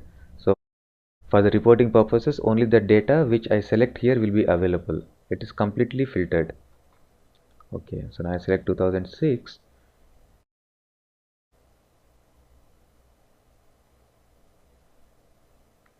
Now I have data only for 2016. Now that I have latest data only for latest year, I don't need this column anymore. I can remove this column. Yeah, it is possible. So now I have state codes and then targets for that state codes, because my entire data is for current year. The two files that I got, they are for current year. So there's no need of maintaining that unnecessary data. So I can filter and I can ignore. This tool is very powerful. You can do lot many operations like that. Okay, now let's get back to the applications. And now here I want to I don't want to have this as a separate table. The state funds, yeah, let's leave it as a separate table because we have more columns here. Okay, but this has only one column values. So instead of maintaining this as a separate table, what I will do, I will merge this table into applications. I will merge that into applications. So how will I do? So we'll go to home tab, and here we have an option to merge queries. Merge the existing, which is applications, the master set. So to this I will merge state targets on what, on state code here with the state code here. Remember the state code we extracted from this institution? Yeah, we are using that now. So we are joining these two, and the join that we selected will be left outer. So it will ensure that we will not miss any data from the master data set. So if there are no targets for any state code, then for those states it will show blank, but it will not ignore those states in our main data set, which is very safe. Okay, because we don't want to lose any data from the applications. If that's not the choice, you want only those states where there were targets, then go for inner join, only matching rows. Okay, fine. So safe option, left outer, select that.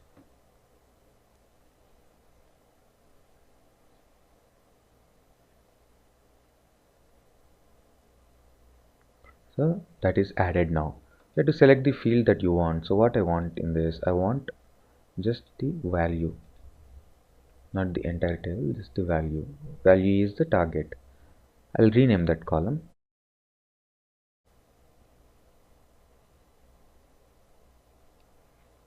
This would be target.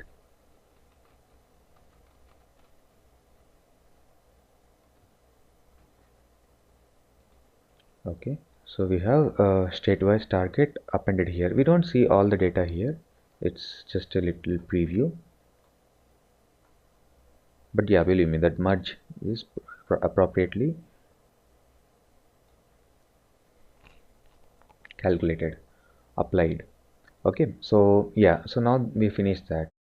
We have more options, like we can uh, choose certain columns that we want, and we can ignore columns that we don't want.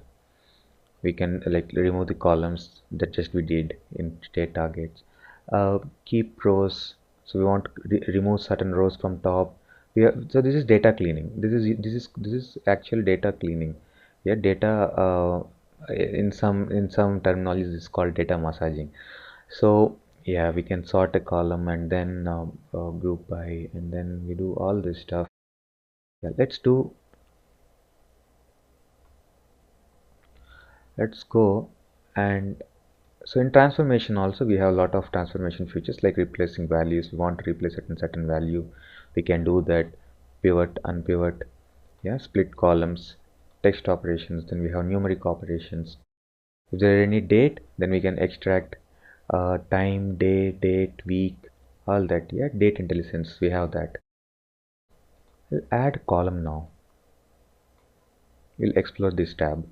We'll add a conditional column to this application table. So in this conditional column, so this is a UI for creating a conditional column. I'll name this as applications status. So what I'll do, I'll create three categories like high, normal and low. High is for more number of applications, low and medium. Okay, so before that, let's check out. So in this I want to just check out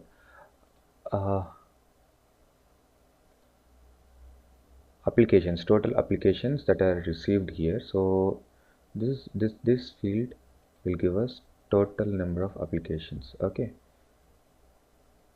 total number of applications received from all states. So this I will split by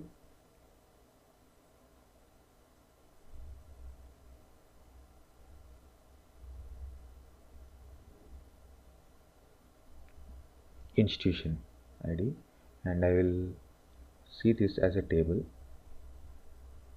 So institution ID, actually this is not the correct, so this is institution name. Yeah, it's institution name. And let's check out the maximum number and minimum number. Okay,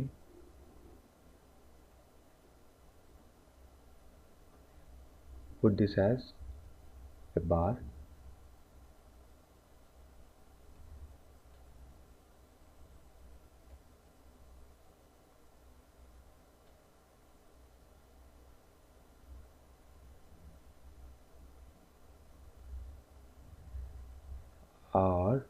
or I can do better than this. So what I'll do, I will select by institution name, not by institution name.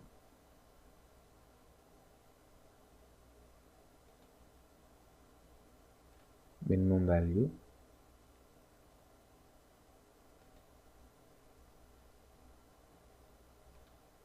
institution wise minimum value. Okay, let's just take the count of applications received in each institution and put a reference line.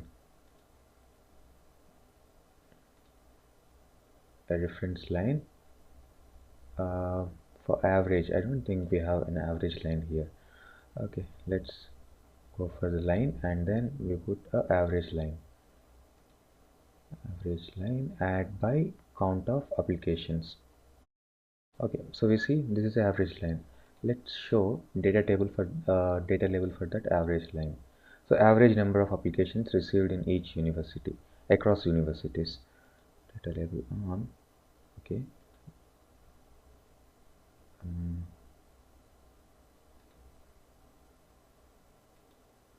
Yeah, so that's somewhere around 16.22.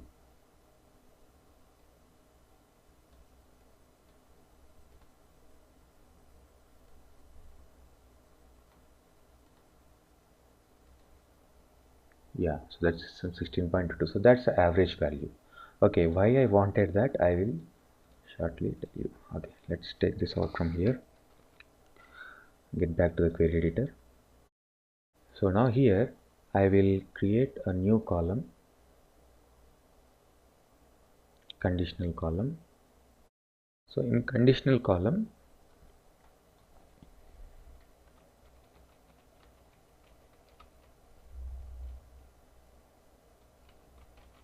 status, column name would be total number of applications. So the order of this conditions, is very important, because that's how this gets evaluated. This expression gets evaluated. Okay, so if it is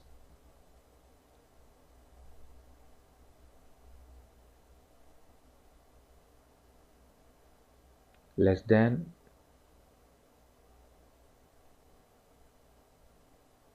or equal to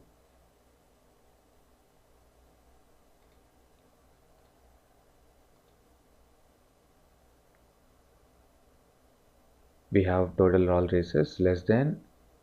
If it is less than, say we just check this 20, right, is average, so I'll go and I'll put it as, if it is less than 20,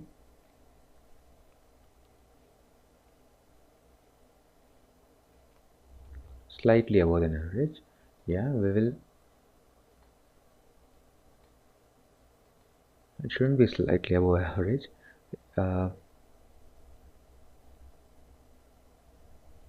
If it is less than 15, low,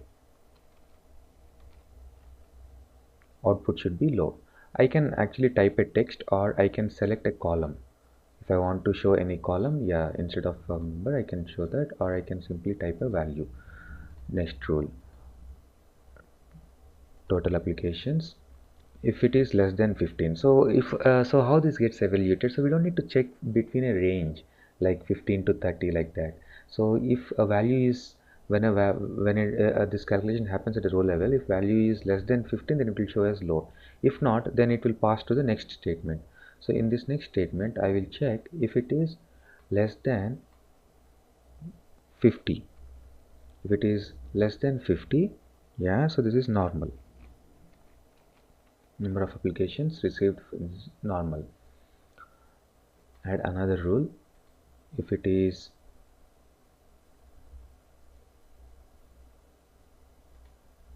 less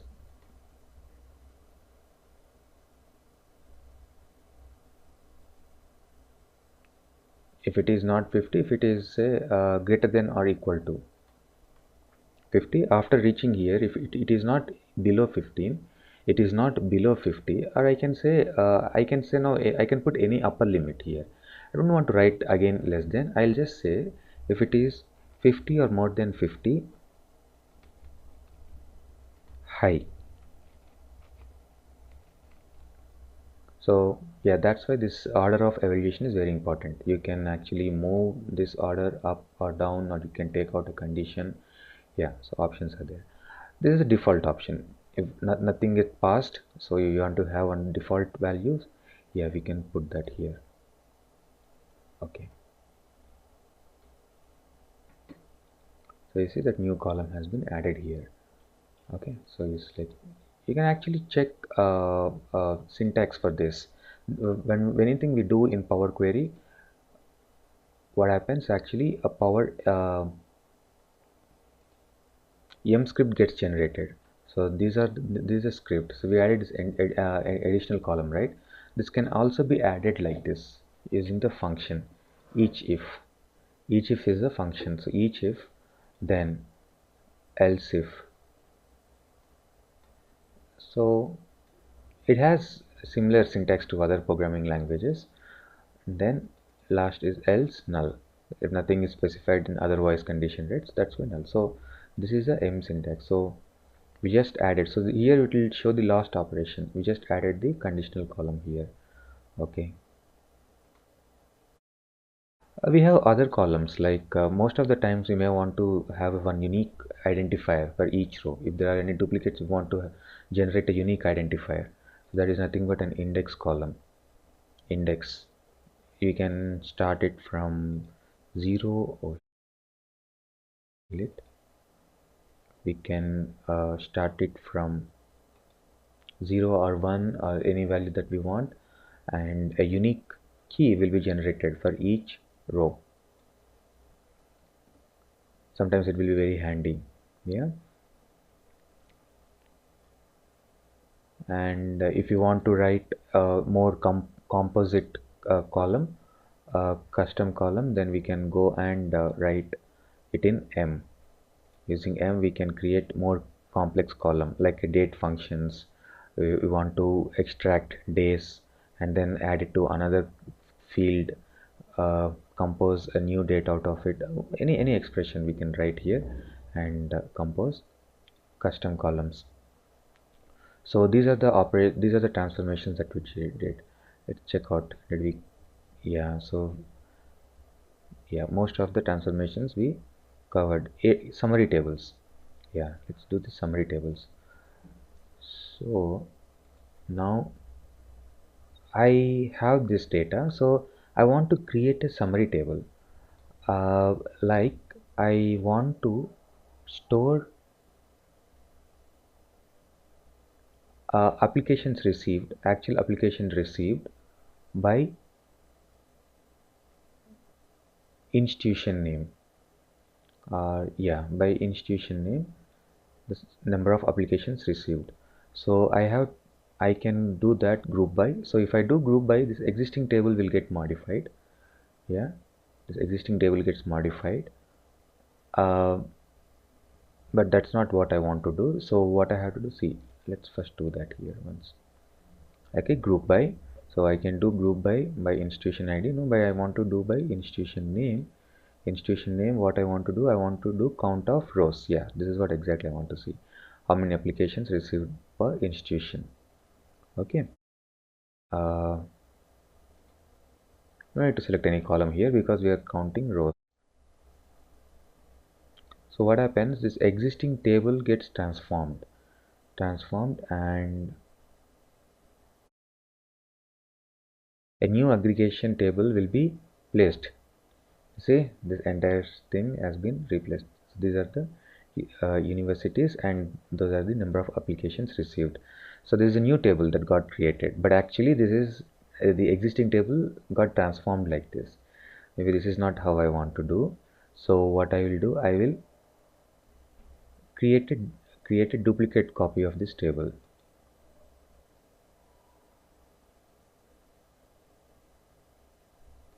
Applications, right click. We have some options here as well. Right click on the table, you get some options. Say duplicate. So this application table gets duplicated. Now this, give a name.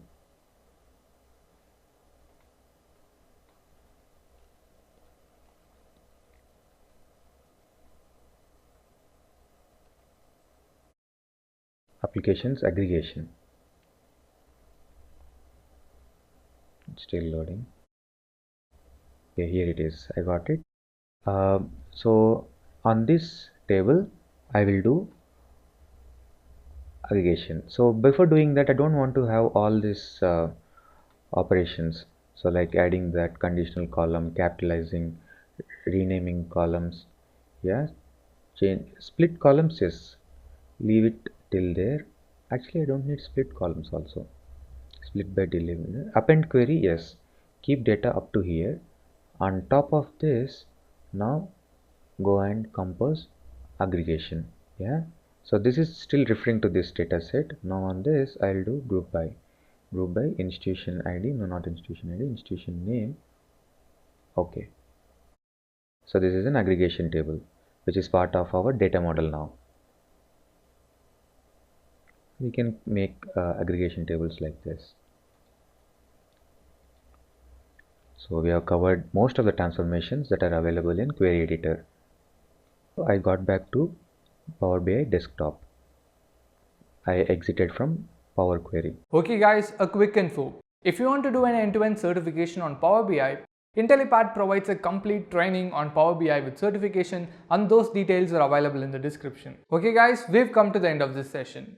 I hope this session on Power BI was helpful and informative for you. If you have any queries regarding this session, please leave a comment below and we'll love to help you out. Thank you.